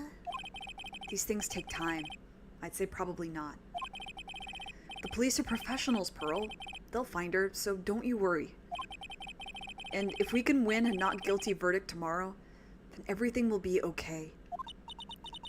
You're right. So the real person who killed Mr. Kurita was... That assassin. Mr. Shelley the Killer, right? And the card Ms. Andrews found at the crime scene seems to be proof of that. Drinks straight lactate? I've noticed it helps with my voice a little bit when I've been like doing this for a while, like a couple hours or whatever. But if that's the case, then a new question comes to mind. Who was the one that hired the killer to begin with? Did I just like skip that line because I saw almond milk is a good drink on its own and I read it and I go, yeah. And then and then hit go forward in the game like I said. Yeah, who is his client? You mean, who asked for the murder? That person didn't want to dirty their own hands in blood. But whoever this client is, they're still a killer. Who could have hired the assassin? Do you think it was Miss Andrews? I wonder. But if she was the client, then why go through the effort to stab the knife into the corpse herself? But if Miss Andrews wasn't the client, then... No, it can't be. Matt Ongard himself? If Mr. Ongard really did hire the assassin... Then he's not innocent at all. Far from it, he would be guilty of the crime. But it can't be Mr. Ongard, right? I mean, when we first talked with him... Mr. Ongard, I'd like to ask you one more question. Did you kill Mr. Juan Kurita? Alright, just so we're clear, dude. I didn't kill anyone, and that includes Juan Kurita, okay? You only ever drink regular milk? I'm lactose intolerant now, so I can't drink regular milk anymore. I didn't see any psyche locks at that time. Actually, that reminds me. Did you remember something, Mr. Nick? Yeah, something Ms. Andrews said at the trial today. She said something interesting. So what is this interesting thing? Oh, that's right. You didn't hear it, did you, Pearls? Juan had bet everything on the Jamma Ninja this year. And if he lost the Grand Prix, he was going to make sure that Matt was going down with him. That's what he thought, anyway. It looked like somehow Juan had in his hands a secret so powerful that it would destroy Matt's acting career had it been revealed. Sorry, there's like people standing near my door. I'm like, why? Go away. Go away. Mr. Ongard's secret? What is this secret?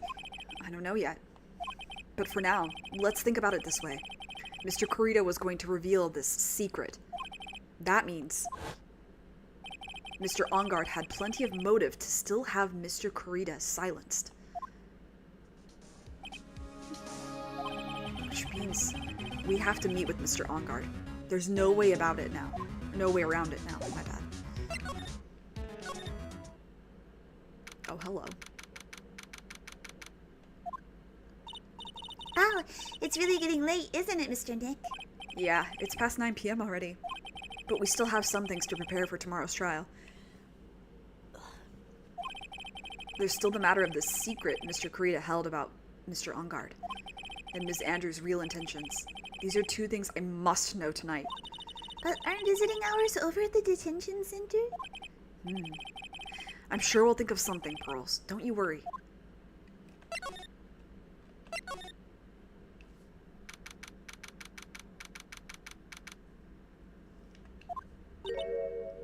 Again? Again with this woman? Hey! Wait! What is it, whippersnapper? She's why I'm drinking the almond milk. All I know is nothing that has anything to do with you is ever good. It's not that late, Pearls. It's only getting close to 2 a.m. Like just now, I was handed this strange device for who knows what reason. And I was told to use it to search the whole hotel. That's the bug sweeper, isn't it? The one Gumshoe made. I don't know, and frankly, I don't care. But the request came from Edgy Poo, so... Edgeworth? And he said... If you feel angry, direct your anger at that unsophisticated lawyer. So I'm going to feel free to direct all my anger toward you. Ugh. Gee, thanks a bundle, Edgeworth. What a pal you are. This is absolutely top secret, so you had better keep it to yourselves. I heard they found a spy camera hidden in one of the presents. Very interesting. I'm sure it was. You know, it was to catch poor Juan in the middle of a scandalous meeting. Scandalous? What's that? Oh, we never did explain what scandal means to Pearl. Oops. It means, well, you know, that gossip that's been going around about my dear Juan. Oh, you mean that thing about Ms. Andrews. But I'm sure she must have had some reason for getting close to Mr. Kurita. I'll let you in on another secret, young'un. I know who planted that spy camera. It was that obnoxious, puffy-haired photographer girl. The nerve of some people. Spying on people by herself as if I would want to see it for myself, too. Wow, the alien actually admitted her true intentions for a change. I don't know what you're thinking exactly, but I can bet it's nothing good. But I didn't say anything.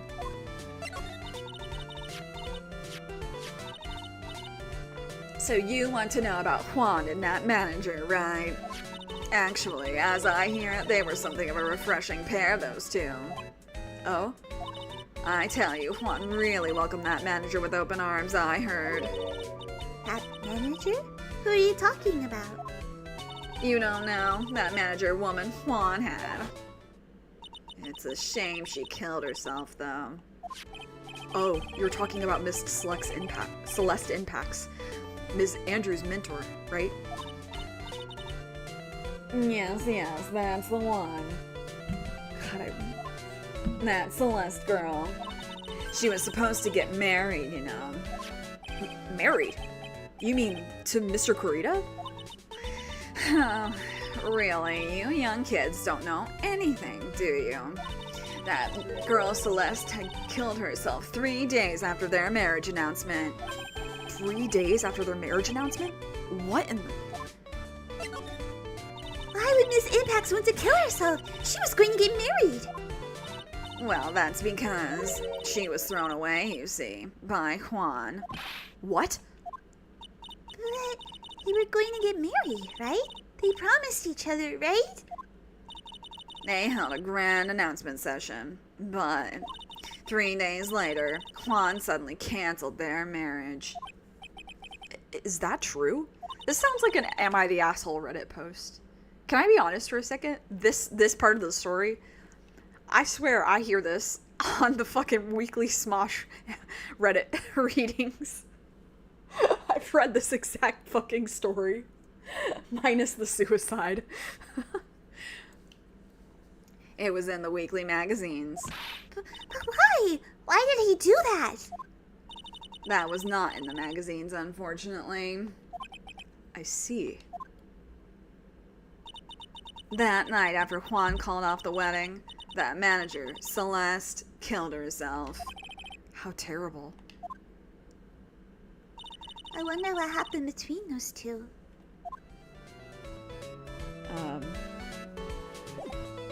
Is there anything I can show you that would make you interested in anything? Okay. Okay, you're still wanting to tell me your measurements, you freak. Maybe this? Okay. Oh, oops. I don't know that she has anything new to say, but I do just want to see if she has anything to respond to.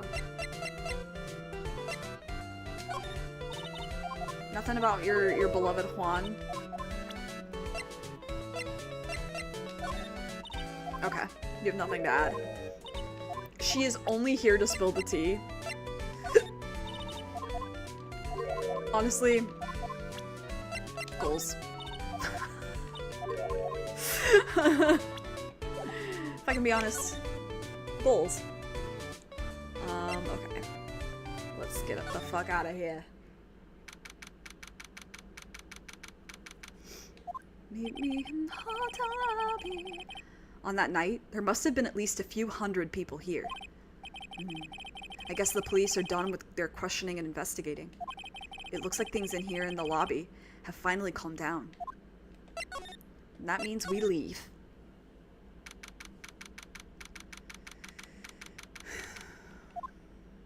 It feels sort of tense in here, doesn't it, Mr. Nick? Yeah, it does. I wonder if something happened. You're Mr. Onguard's lawyer, right? Yes, sir. Well, we finally found just the person we've been looking for. A real decisive witness.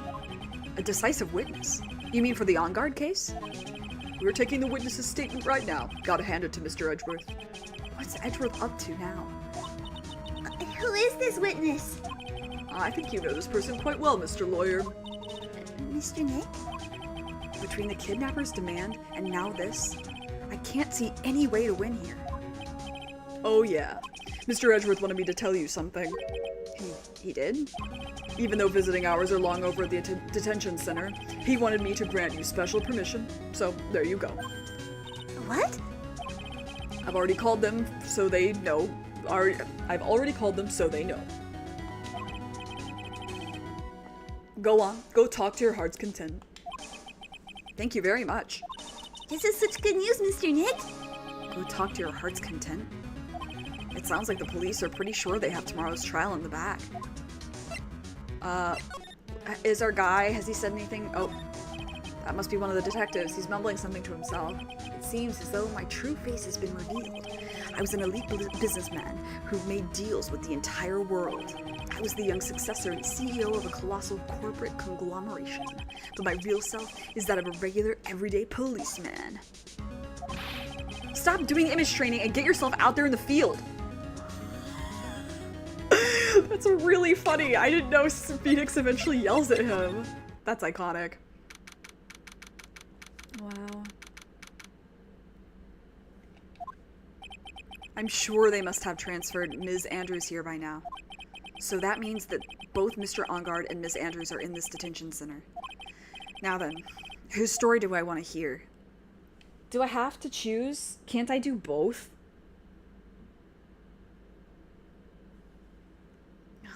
Let's deal with him first, I guess. Dude, it's Mr. Wright. I hope you can get me off the hook for tomorrow. I hope you can get me off the hook tomorrow. I'm counting on you. I hope so too. I don't trust you. Edgeworth just dropped a bombshell on me by saying that Juan Corrida was killed by an assassin, and that the assassin's client is this man, Matt Onguard. What's wrong? Mr. Onguard, there's something I must know with 100% certainty. You seem kind of different. You're like, totally not like your usual lawyer self, dude. Lawyer dude self, whatever. About the press conference. You mean the one where Juan was gonna dress up as the Nickel Samurai? Yeah, I heard a little more about it from Ms. Andrews. It looked like somehow Juan had in his hands a secret so powerful that it would destroy Matt's acting career had it been revealed. Could you please fill me in on what this secret is? Please? Oh. Uh-oh. Damn. Bitch. I knew this was coming. Me too. Mr. Nick, don't tell me. Psyche locks. You said a secret, right? But I don't have any idea what it is. Do you, dude? Did you know about Mr. Kurita and Ms. Andrews' relationship? Well, it's all over the tabloids, dude. But I don't know any of the details, if that's what you mean. Look, how many times do I have to tell you? I don't care what Juan did with his life. Ms. Andrews, she had a purpose in mind when she started seeing Mr. Kurita. Her mentor was Mr. Kurita's manager, and Ms. Andrew was going to get Miss Suicide's note? Wow. Get Ms. Celeste Impax's suicide note from him. I'm fine. Celeste. Does that jog any memories?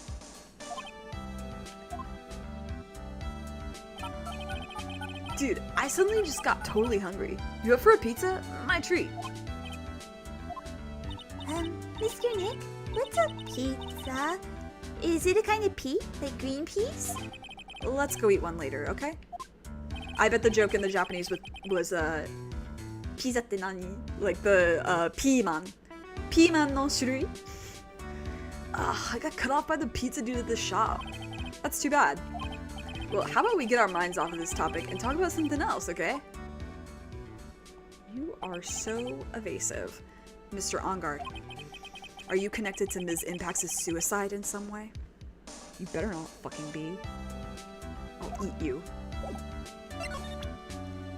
Kind of scared to show him this card. What's wrong, dude? Oh, so about this picture card. Have you ever seen this before? Nope, never saw it before in my life, dude. I don't think he's lying. Or is he? Then again, he looked like he gasped just now. Maybe I'm seeing things?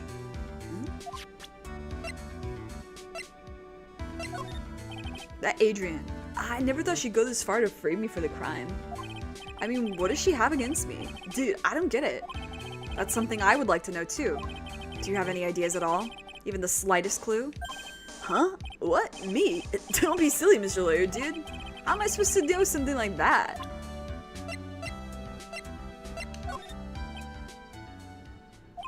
Mr. Engard?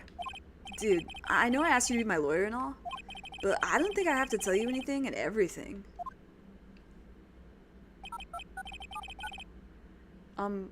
What do you mean by that? It just means I don't have to tell you anything and everything, dude. Damn. That's... about this. Mr. Nick, you can't! Huh? Miss Andrews said she doesn't want anyone to know about that, remember? He was in court today, Pearl. What's that? Oh, this? Nothing. It's nothing, really. Okay.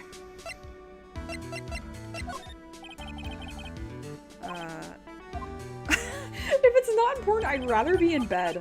Real.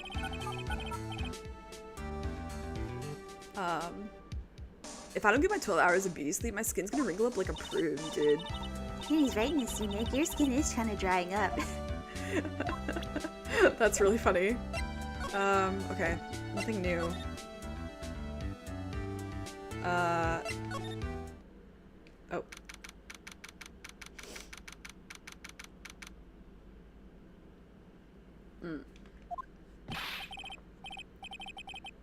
Oh, you Mr. Wright, please, you have to help me. Uh-oh. Oh, Mr. Wright, please, you have please, you have to help me. Mr. Powers. What happened? Why are you here? Hey, you see, I got roped into this somehow. What? And now I'm going to testify at tomorrow's trial. So the decisive witness is Mr. Powers? I was talking with the detective until a little while ago, and I was on my way home, when all of a sudden, you were under arrest, and I was brought back here. Oh, I'm sure that didn't cause you any kind of trauma. They said my face and whole self in general looked suspicious or something. Well, I guess I can see how they thought you looked suspicious. I'm just a normal guy on an exercise show for kids. Is that a crime? So, about this testimony you're giving, what are you going to talk about? I really don't know yet, but it sounds like I saw something pretty important from what they tell me. You saw something important? What was it? Well, the detective told me not to talk about it. You can't tell anyone, and especially not that lawyer, he said. Who do you think is that lawyer the detective was talking about? I'm going to take a wild guess and say it's me. Yeah, you got it. Mr. Nick, Mystic Maya and myself are your only 2 allies in this whole world, but it's alright. Ouch. I don't really have a lot of friends, do I? What about Gumshoe and Edgeworth? Marge, this is going to do a lot of damage to Matt, you know? Because he's got that refreshing like a spring breeze image going. But what is he really like? Well, let's see. Matt's always been kind of a player with women. He would never really turn a pretty face away, if you know what I mean. He'd always say it's just a game to justify himself. What? How horrible! That's unforgivable! Oh, sorry, didn't mean to offend you. Pearl, you can't just slap random people. Save it for the people who really deserve it. But, you know, he said once that there's only one person in the whole world who won't swoon over me. One person who wouldn't swoon over him. His manager, you know, Ms. Adrian Andrews. Why is Mr. Powers suddenly looking kind of energetic? The man loves goss. Marge, you see, I'm actually a sucker for gossip. I mean, celebrities in their world have this dazzling sort of image, right? A dazzling sort of image, but aren't you a part of that dazzle, Mr. Powers? No, I'm more of a hairy, sweaty, smelly, brutish kind of guy, you see. But it's okay, really.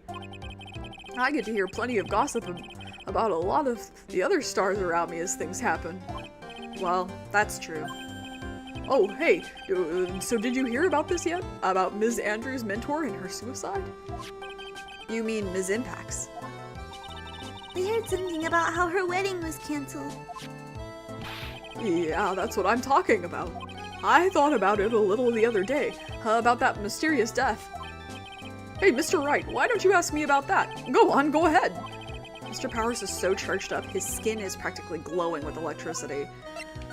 That is not a good way to live, dude. You do not want to get all your rocks off to fucking gossip. That is not a good way to live. Marge, so have you heard this? Celeste left a suicide note. And they say Juan went and hid it. We heard about that in court today. But there wasn't any actual proof that she had left a note. Well, this is what I think. I think that something bad was written on that note. Something bad for Juan, that is. Something bad for Mr. Kurita? Why do you figure so? Well, before she died, Celeste talked with a few of her friends. And she said, it looks like I got caught up with a truly insidious man. A truly insidious man? Did she mean Mr. Kurita by that? Well, there's no one else that fits that bill, right? And that would be enough reason for him to hide the suicide note. I see. Well, that's some good info. Thank you. You're welcome. Mr. OnGuard and Ms. Andrews. They're both at the detention center right now. There are still things I don't understand or know about, I'm sure.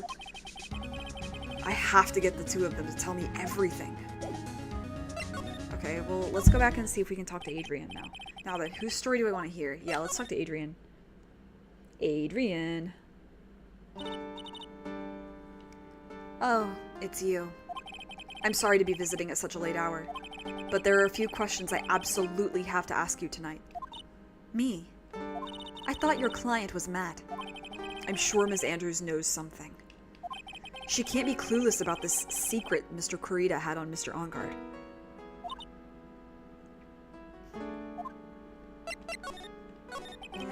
I'd like to ask you about Matt OnGuard, if you don't mind. Mr. Wright, you still don't know, do you? The real him, I mean. You seem to bear a lot of resentment toward Mr. OnGuard. If that's the case, then why did you become his manager? And why would you become intimate with his rival? Bad bitch has gotta do what a bad bitch has gotta do. That has nothing to do with this case. Nothing. About Miss Celeste Impax. I'd finally put her death behind me. And now, thanks to you, it's all come back to the surface. I'm sorry. Yes, I was shocked by her suicide. And it's true that when I heard the rumor that Juan was the one who had hidden her suicide note, I began to draw close to him. I wanted to get her suicide note back and to burn it. You wanted to burn it? But why? I didn't want it to spread like just another piece of gossip. But I never held any murderous intent toward Juan. I would never do something so stupid. The suicide note, huh? I wonder what it said. Why did you try to frame Mr. Ongard? Oh, sorry, adjusting my back. That's simple. Because he's the killer, that's why. Isn't it the duty of every good citizen to inform the police? But there had to be another way. The police are excellent at doing their job, so they'd figure it out, right? Yes, they're so good that they couldn't figure out that the real truth behind Celeste's death. Miss Andrews. Well, I know you're not the type of person to do something without a reason. So please, tell me why you did what you did. Revenge. Huh? Did you say something just now?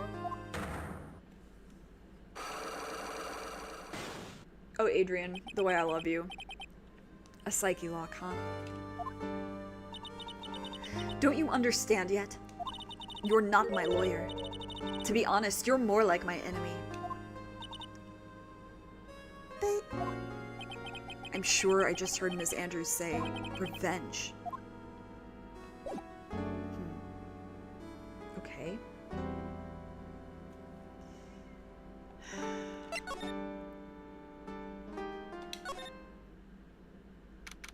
Oh. Hello. Oh, hopefully Gumshoe? Or Edgeworth, maybe. Mr. Nick, your phone. I don't like the sound of this ringtone right now. It sounds kind of ominous. It's probably just your imagination. You really should pick it up, Mr. Nick. It could be important. Hello? We've got a big problem, pal. Oh, no.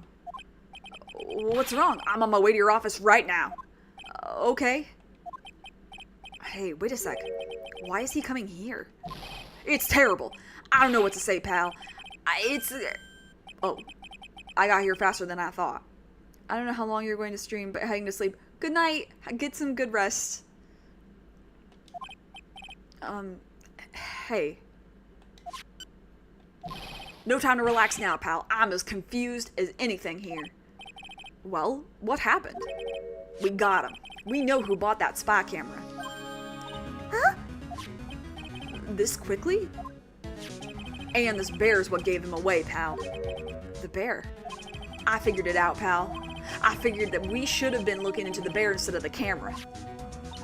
But wasn't it Mr. Edgeworth that figured? Shh, Pearls. And? Go on. There's only one person who bought one of those bears who's related to this crime. Who is it? Who would be so rude as to spy on another person in their room? Matt Ongard. Huh? Matt Ongard. Your client, that's who, pal. And here I thought things couldn't get any worse.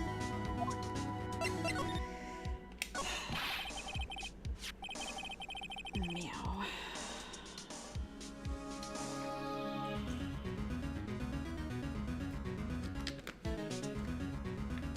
Are you sure you heard right? That the person who bought this bear was... I heard it from the department store clerk, pal.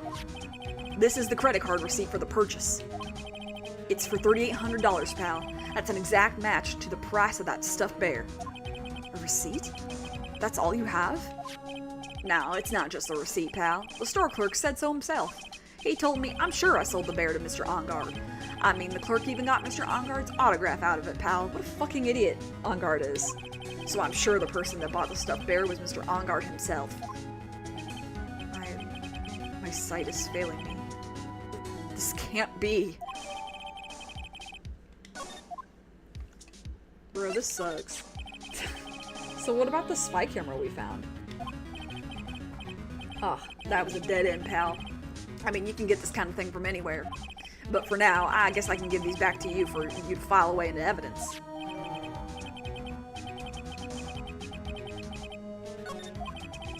I know you don't want to give up, pal. I never thought. I didn't think it was possible. The person who put the spy camera in Juan Corrida's room was Matt Ongard. Why? Why would Mr. Ongard do something like this? I bet it was to catch Ms. Andrews and Mr. Corrida in one of their rendezvous. I bet is not good enough for me. I have to know the absolute truth behind this camera. Are you going to see him? Mr. Ongard, I mean. Yes. I'm scared, Mr. Nick. I wonder what we'll find out next. I'm scared myself, but I have to put on a good face for Pearls. Matt Ongard, what in the world have you done? Phoenix, truly the dad of all time. It's not even his kid, but he's the dad of all time. Alright, here. Alright, I'm gonna crack you. You're working, oh, wrong voice. You're working really late, you know. It's already past 10 p.m., my dude. I think it's time you told me the truth. Relax. Don't you know that ignorance is bliss? But if you really want to know, let's talk. I'm sad because we won't hear this music again.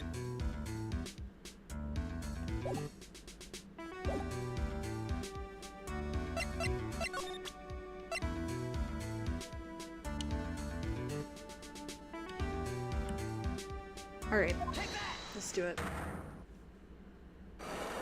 I'll go listen to that song on a 20-minute loop later.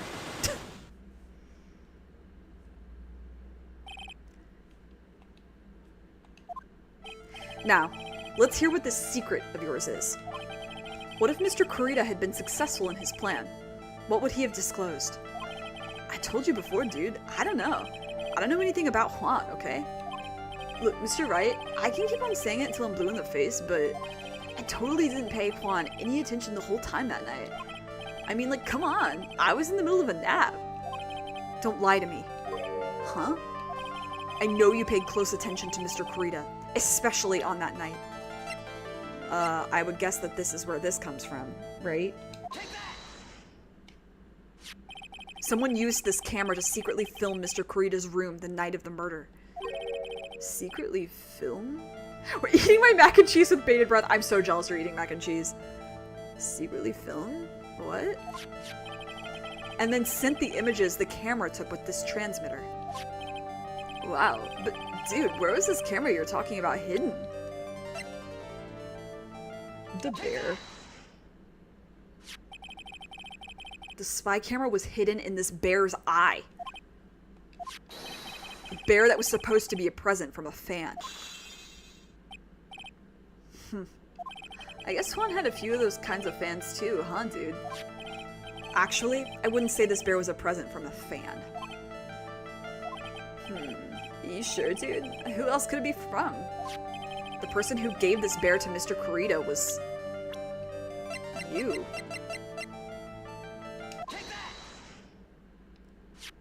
Mr. Ongard, don't you know this bear from somewhere? I don't think I've ever met Mr. Bear before, dude. Aw, but he says he knows you. How could you forget such a great friend? What else did the bear tell you? Like, was it like, were you lucid or? He says that the one who put the camera in his eye was you, Mr. Ongard. If I didn't know how you work in court, I think I was in serious trouble. Come on, this is all a joke, right, dude? You're just pulling my leg. Looks like you're not ready to give up your secret yet. Well, do you have any proof you want to show me first? Here's proof that it was you who put the camera inside the bear. Where's the receipt? Here it is. A bear, you said? Oh, like the animal! That's really funny! Oh, dude, I'm on the same page as you now, man. I was thinking, like, a bear. You know, like a bear? You know, like a... Do you ever use Grindr? I have here one credit card receipt, Mr. Ongard. It's from when you bought that stuffed bear. Dude, all you can tell from this is that I spent $3,800. I go to the department store all the time, okay? This $3,800, this could be the toothbrush I bought that one time. A $3,800 toothbrush? It's ivory, and it's got an elephant hair for bristles. Ew, elephant hair? Is that what rich people use nowadays? Anyway, the store clerk clearly remembers you and your purchase. After all, you even gave him an autograph, did you not?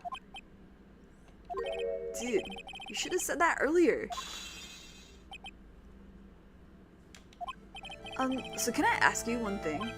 Yes? You're my lawyer, right, dude? The funny thing is that toothbrush exists. I'm sure it does. So if you are, why are you, like, looking into stuff like that? Because if I don't know the truth, I can't help you. Sounds more like a stupid lawyer talk to me. Hey, let's stop talking about this, okay? No, not yet. I haven't asked why you set the camera up yet. And what your secret is. Of course, it would be strictly confidential. So, what are you gonna do now? I'm going to find out what I want to know, because I must. The reason you hid this camera in Mr. Kurita's room and filmed it in secret is...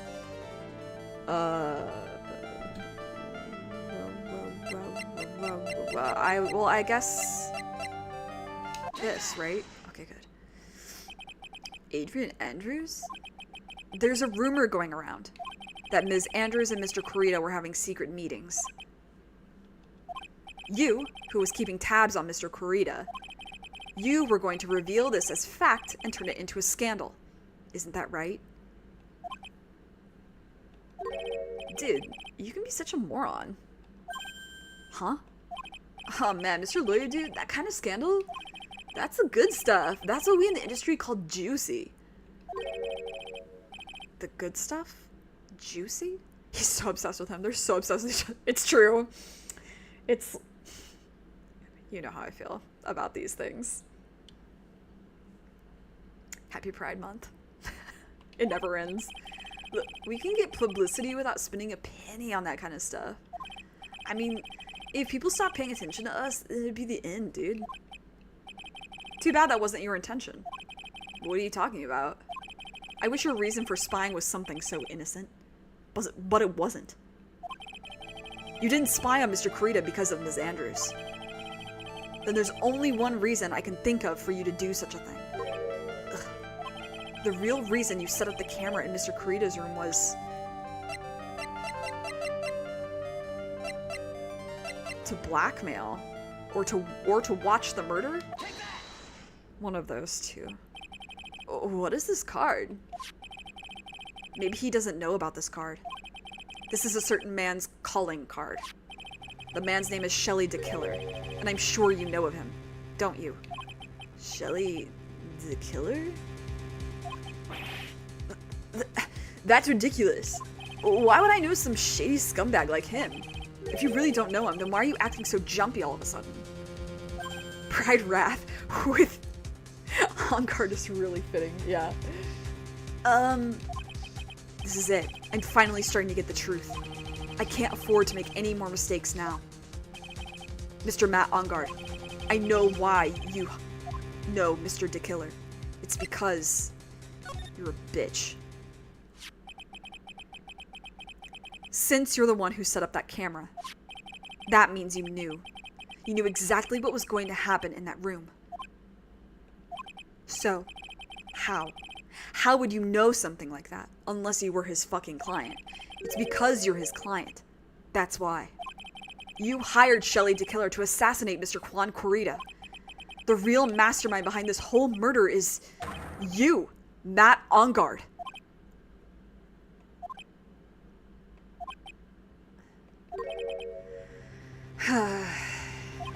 And here I was, trying to be a good boy for you, dude. I thought if you didn't know, you'd be able to do your job without feeling bad. Well, that's what I thought anyway.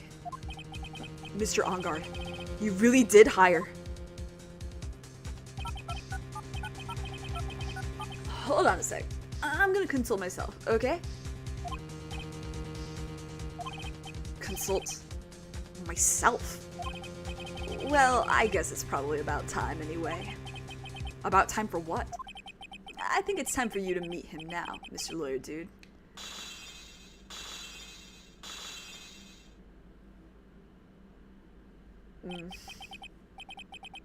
How do you do, Mr. Lawyer?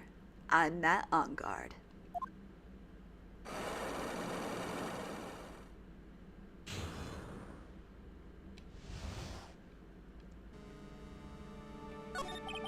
Well done, Mr. Wright.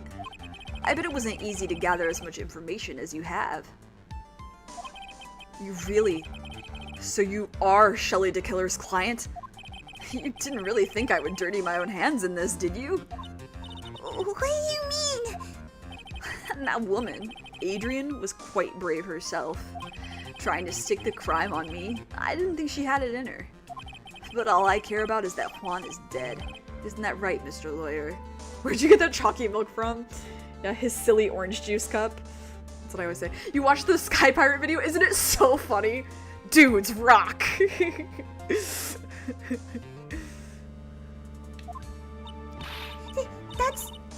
You're lying! What a terrible... It's way past your bedtime, little girl. Go on. Let us grown-ups talk about more adult things. Why? Why did you hide the video camera? A weakling soon believes the words of others, just like that pathetic Adrian. He knew about Miss Adrian's secret. But I'm no weakling. I don't believe anyone, least of all assassins. What? Oh, come now, Mr. Wright. Assassins aren't above blackmail. They turn to their clients into cash cows by holding the sinful deed over their heads. The guard behind them is not paid enough. 100%. Can you imagine? Hold on. The funniest thing just occurred to me. He has like Sunny D in that cup. And like a Fanta Sunny D mix. And a superstar like me? How much do you think I'm worth? Care to guess? And that's why? Yes, that's where the video comes in. It's got his face and the crime scene recorded on it, preserved for all time. With that, I can keep him at bay, and even blackmail him if I want. That's right, that video is my insurance. Isn't that what they call it, Mr. Wright? Why would you do something so wrong? Because I'm a grown-up, and I can. Good enough of an answer for you, little girl? Why? Why would you kill Mr. Kurita? Because he was about to sling so much dung onto my beautiful public image. Scandals are a little annoying, aren't they? This is all because of that press conference, isn't it? If Mr. Kurita had been able to give it, then Mr. Ongard's secret would have... Well, that's what we call taking advantage of the situation, you know? I had no interest in... It's just colored water. Even funnier, it's Pedialyte. Can you imagine it's fucking Pedialyte? Can we talk about if it was Pedialyte? That's the funniest shit I've ever thought of. I had no interest in doing it really, but bit by bit, it crept up on me. And then the situation just presented itself perfectly. How beautiful, I thought. And that's how Mr. Kurita ended up dead. He just wants Phoenix to think he's more powerful than he actually is. Yeah, most men who act like that are doing that exact thing. Let me tell you something. I'm not like Adrian. I don't depend on anyone. People are simply things to be used. Used and thrown away. Put on a sweet, innocent face and people will swallow anything you feed them. Adrian fell for it. The assassin, too. Oh, and how can I forget? Even you fell for it, Mr. Lawyer.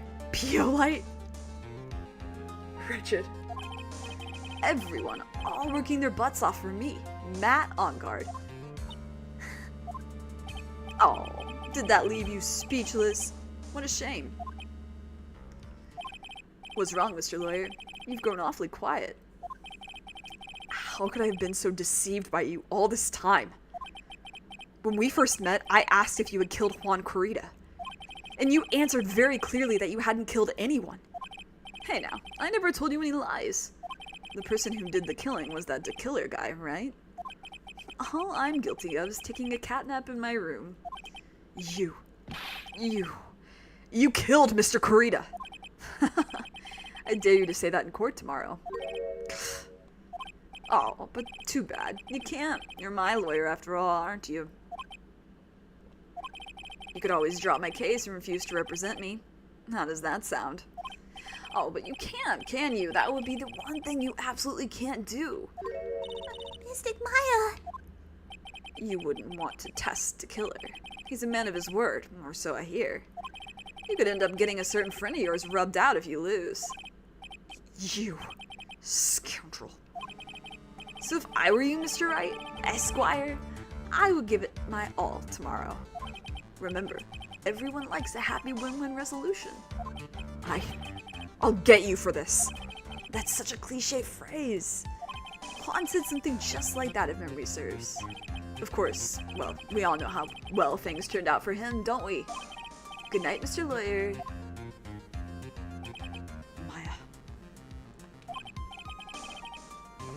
Maya, what am I supposed to do? And now you finally, oh no, I think I know who this is. And now you finally found it. The starting line of this case. Edgeworth. I don't care for the horrid atmosphere here. Let's return to the precinct.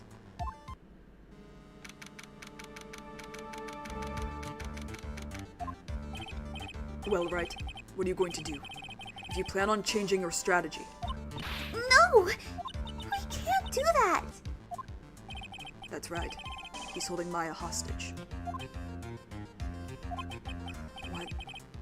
What should I do? That's not something I can answer for you.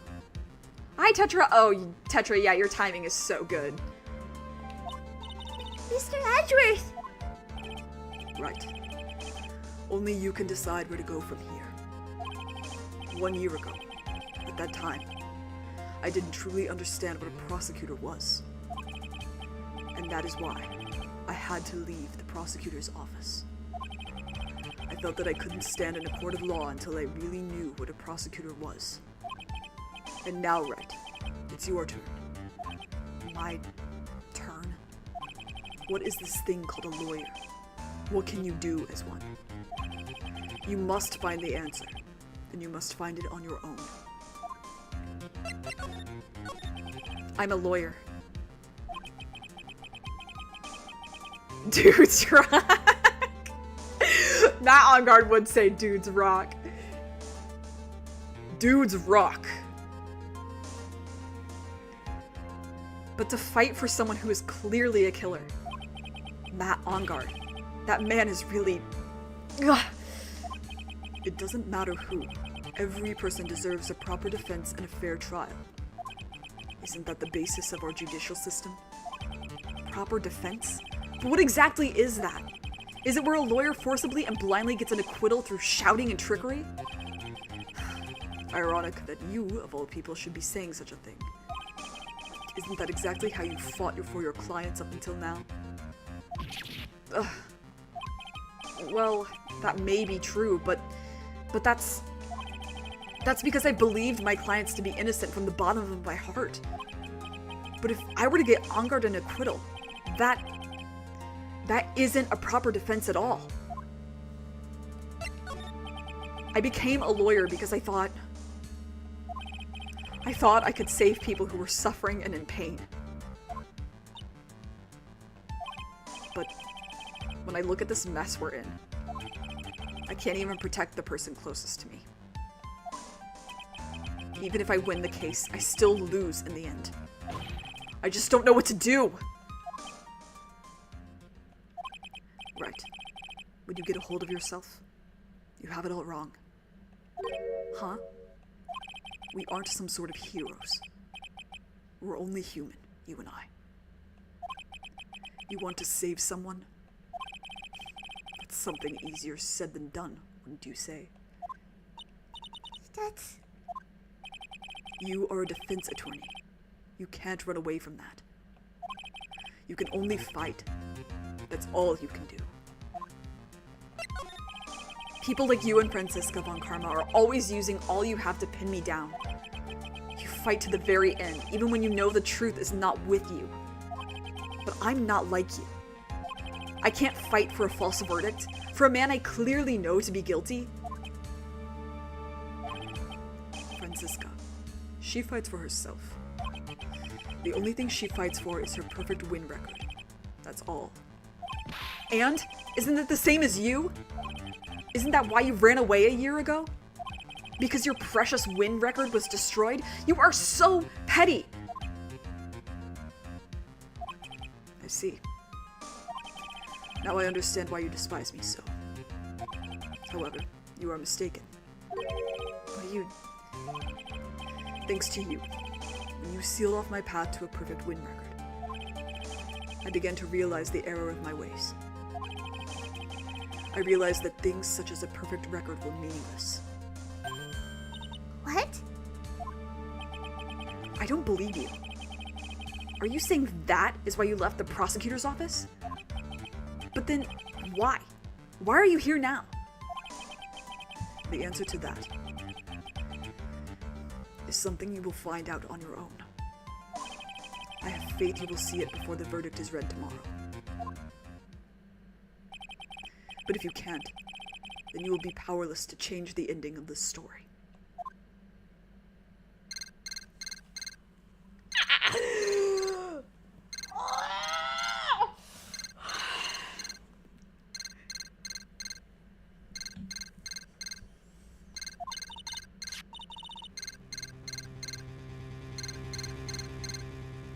Mr. Nick! The transceiver! I'm sorry for what happened earlier. Now then, Mr. Attorney, do you wager you can obtain an acquittal tomorrow?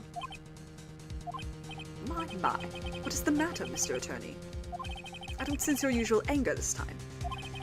Tell me, please, why are you holding Maya hostage for Mr. Ongard's sake? Why are you doing this for that cold-blooded killer? Right. Please don't misunderstand things. He's my client. Don't toy with me! A man who hires an assassin is just as much of a killer himself. I believe you were asking me for a reason as to why I'm doing what I am. Yeah. This is what I like to call my aftercare.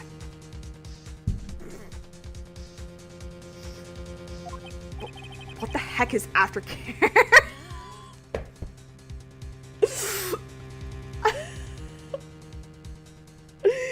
Wow. My name carries a certain amount of honor and dignity, Mr. Attorney. I take great care to ensure that no suspicion falls upon my clients for my handiwork. That is what we call client relations, and it is a part of an assassin's duty. An assassin's duty? We were unlucky this time, and my client was arrested as a suspect. As a result, I did what I had to do to enlist your expert help, Mr. Attorney. And to ensure that you would do everything in your power to the very end. What is your name? I believe I told you once before, however. You did, but my name is the Killer. Shelley the Killer. You're Shelley the Killer. Please keep in mind you do not have much space to maneuver with me. As a Killer, I always finish what I set out to do. If you fail to keep up your end of the bargain, Maya, it would be my duty as an assassin to see to it she receives a nice long nap. No! Now then, if you'll excuse me, if someone were to trace this signal back to me, it would be quite troublesome. Mystic Maya! Mystic Maya! I don't know what to say. Edgeworth. Did you hear that? At the end of that transmission. Huh. Oh, that. It sounded like a cat. A cat? It can't be. That cat. Can it? What is it? I know where Shelley the Killer is holding Maya hostage. Edgeworth, have all police units head for On Guard Mansion immediately. All right, you hurry over as well then. Don't lose hope yet, Pearls. The fight has only just begun. Yeah. Let's go, let's run. How do I get there? From here? No, he's near the hotel. Fuck. Shit. Huh. Oh.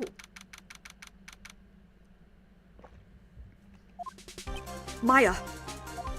Please answer us, Mystic Maya. We had this area completely surrounded. There was no way for him to escape. Assuming he's still in the area. I can't believe it. That butler. All this time, he was the killer. He and Angard were working together all this time. I'm sure they had worked out a contingency plan ahead of time. Oh wait, no. Wrong thing. Bear. Oh, it's a figurine of a bear. But there are a lot of cuts in it for some reason. A bear? Isn't that more of a thing for Mr. Kurita? Why would something like this be here? Right, look down. There's a little pet door installed here. I'm sure that's for Shu. Do you think that this came through that little door? This door, it's locked. Well, I'm pretty used to breaking down doors by now. Let's go, Edgeworth.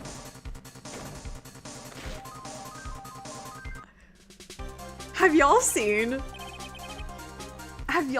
the great comic by, I believe, Tony, who, drew this scene, and then Edgeworth is like, in the background, like, oh my god. Oh my god, wow. And then it's like trying to get him to break down doors more often because he thought it was hot. Anyway. There's no one here! From the looks of this room, I would say this is Angard's private lounge. Look at this right. An antenna for sending and receiving radio signals in a VCR. Check inside the deck. If there's a tape, it would be an important piece of evidence. If we're lucky, it'll have the moment the crime was committed recorded on it. I'm sorry, but the tape deck is empty. There's no tape to be found. No. But there's no mistake that someone used this to record something. It looks like someone took the tape we're looking for and escaped with it. Big TV? A huge television and speakers loom largely here. I'm sure if Maya saw this, she'd say, I would die a happy samurai fan if I could see the Nickel Samurai on a TV like this. yeah, that's what she'd say. I can't believe I just made a joke about Maya, all things considered. It's a VCR and an antenna. The footage that the spy camera took at the scene of the crime was beamed here and recorded on tape. If only we had that tape, it would have been really helpful. It's Angard's computer. Maya, why couldn't you have used this to get help? Mr. Nick, where's the power switch? Oh, I get it. So that's what happened. She couldn't find the power switch. It's a very small table. I bet we could barely squeeze 3 pearls on there.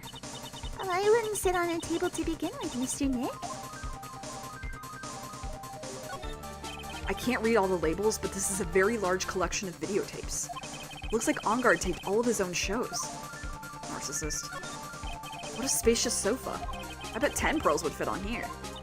I don't think 10 of me would fit, Mr. Nick. There's a little door for Shu in this big door. I'm sure Maya used this door to shove this out there. I'm sure it was her. Every time you give me some piece of evidence, it's always the most crucial piece. This time too, I'm sure. Okay. Oh, we can go in here. Sick. Oh. We've searched all over, but it looks like he got away. I'm sorry. It looks like he slipped out of our grasp this time. And now, we've lost our only lead. Don't give up yet. That little girl is looking to you to be her...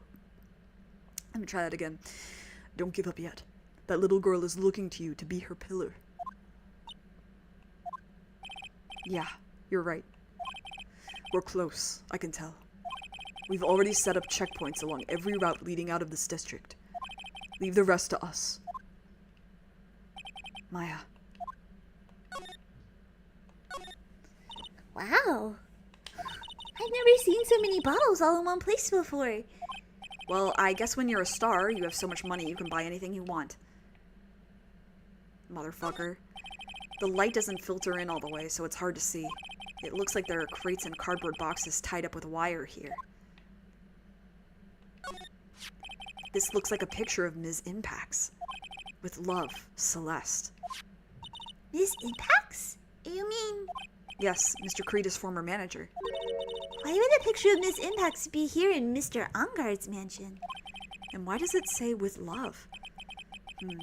This might be a clue. She's so cute.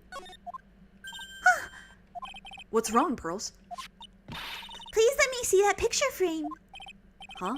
What's so special about the frame? On the back, there's something written on the back of the frame. Maya. It's Mystic Maya! She left us a message! What? I thought you'd come. I knew you would. Now listen up. You better get Ongard a guilty sentence, okay? If you get that creepy slime bag and not guilty, I'll never forgive you, ever. I'm fine, so you don't need to worry. There's so much I want to write, but I don't think I have a lot of time left. Pearly, you're there too, right? Make sure you help Nick, okay? Someone's gotta watch out for that helpless lunk.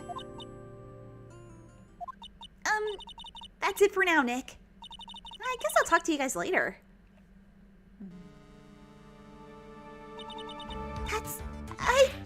No! Mystic Maya! Right. What's wrong? Why the blank stare? Oh, nothing. We've searched the house, and this is the last room. It looks like he eluded us. Edgeworth. Yes? As far as clues go, I think this is about all I'm going to get. But I'm still short one last thing. And what is that? Our girlie. That's right. Ms. Andrews' psyche lock. If I could just find out what secret she's holding, then I think I stand a chance in court tomorrow. To blow this case wide open and expose the truth. I think I know what you're thinking. I'll contact the detention center. Thanks, Edgeworth. Well, let's go, Pearls. It's time to open that last lock. This case is so good.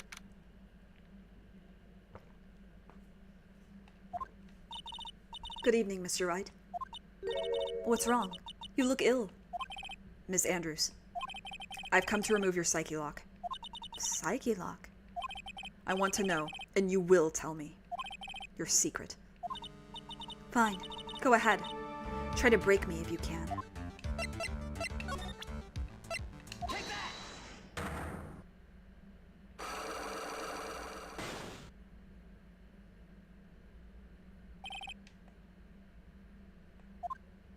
Can you please tell me why you framed Mr. Ongard for the murder? I've already told you countless times. It's because I thought Matt was the killer. No, that's not it. I know you have a personal reason to dislike Mr. Ongard. Ms. Andrews, you may think I didn't hear it, but I know you said something earlier. You said revenge. So you're saying I was taking my revenge out on Matt, and that's why? What an absurd idea. I don't have anything I want to take revenge for. Ms. Andrews, a woman who lives by being dependent on other people. There's something or someone in her past that would make her take revenge.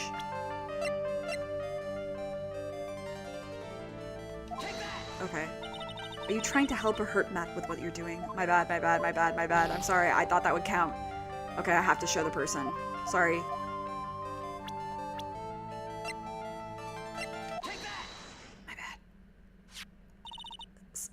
Celeste.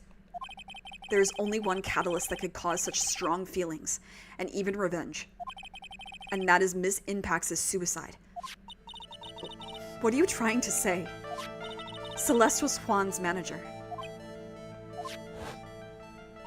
On top of that, the one who hid her suicide note was also Juan. What does all this have to do with Matt? You're right. You haven't mentioned him. Yet. But for you to hate Mr. Ongard, it would mean that he must have had some relation to Ms. Impax and her suicide. Can you explain to me this relation between Celeste and Matt? Okay, this must be it. Got it. This is a photo of Ms. Impax, correct? She looks younger than when she passed away, though.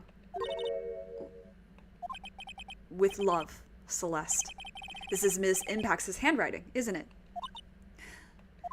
Where did you find this? No, that's all right. It was a rhetorical question. Yeah, it is. I found this at Mr. Ongard's mansion.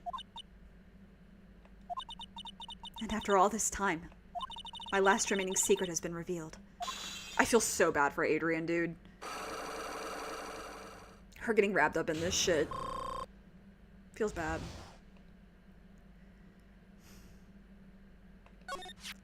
Celeste. She was supposed to get married to Juan. Yes, but I heard that it didn't work out. Because Mr. Kurita didn't want to get married to her anymore, right? Yes, because of Matt. Because of Mr. Ongard? What do you mean?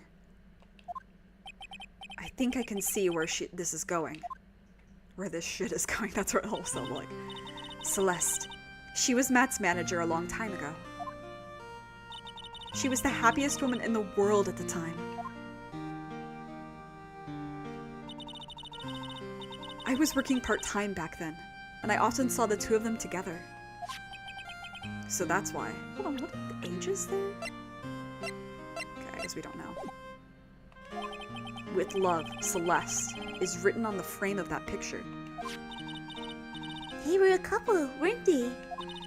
It wasn't anything as splendid as that. Celeste was being used. Toyed with, until she was thrown away. That's so horrible. I just noticed the type of shirt Celeste wears is what Adrian wears. Oh my god, guys.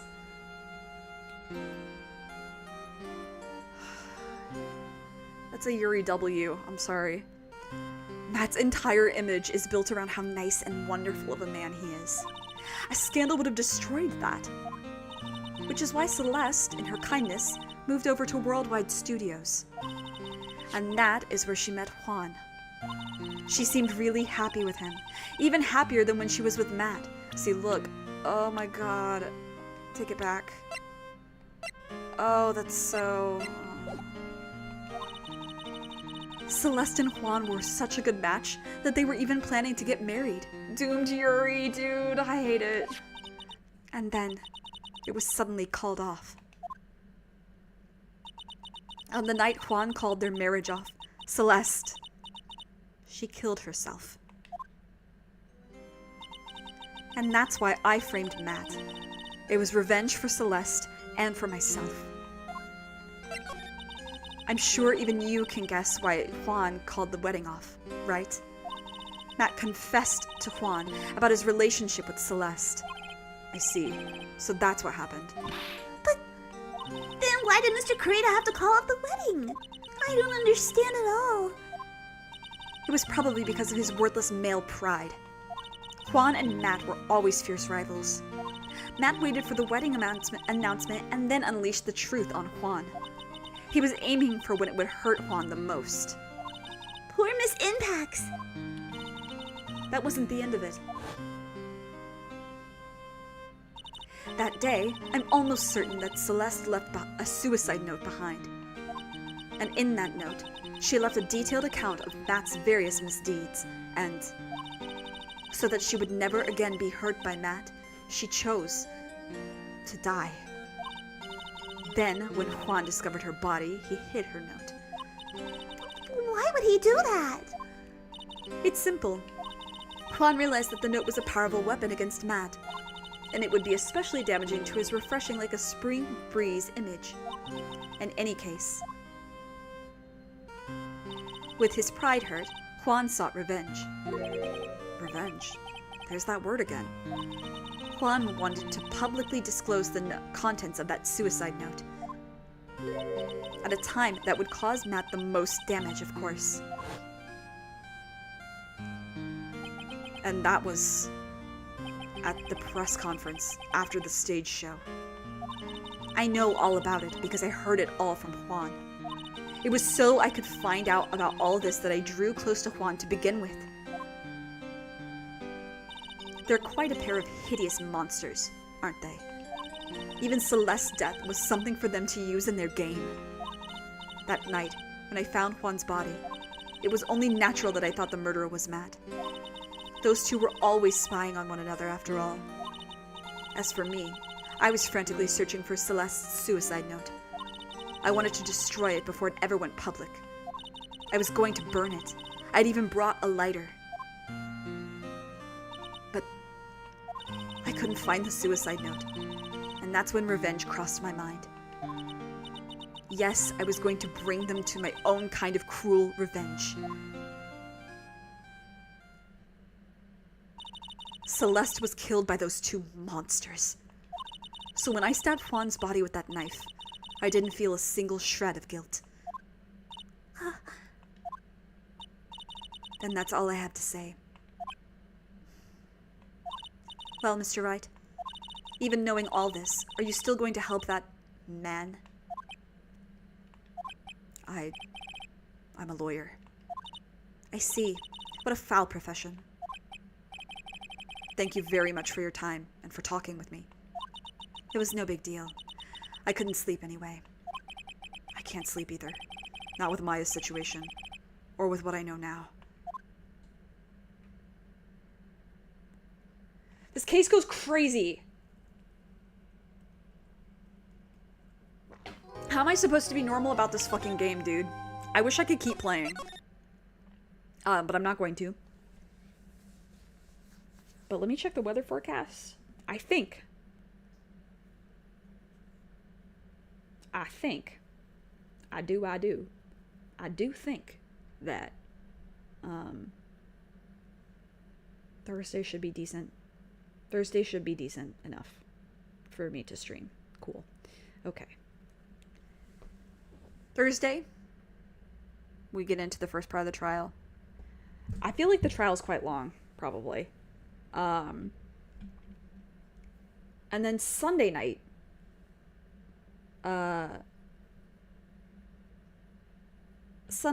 will be Okami. Saturday night I can't because I have a guest that I need to escort to the airport.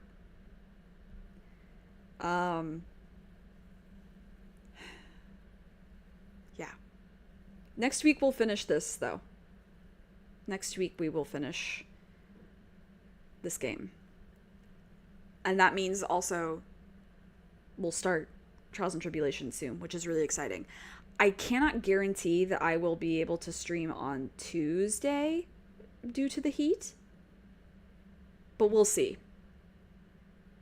I'll put events up.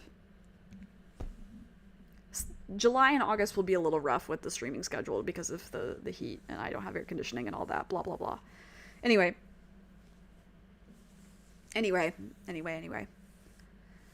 All right. That's it. You know the drill. Take care of yourself. Take care of others. Be good to yourself. Be kind. Stay safe. Stay hydrated. Thanks for hanging out. Dudes rock. And I'll see you when I see you. Bye.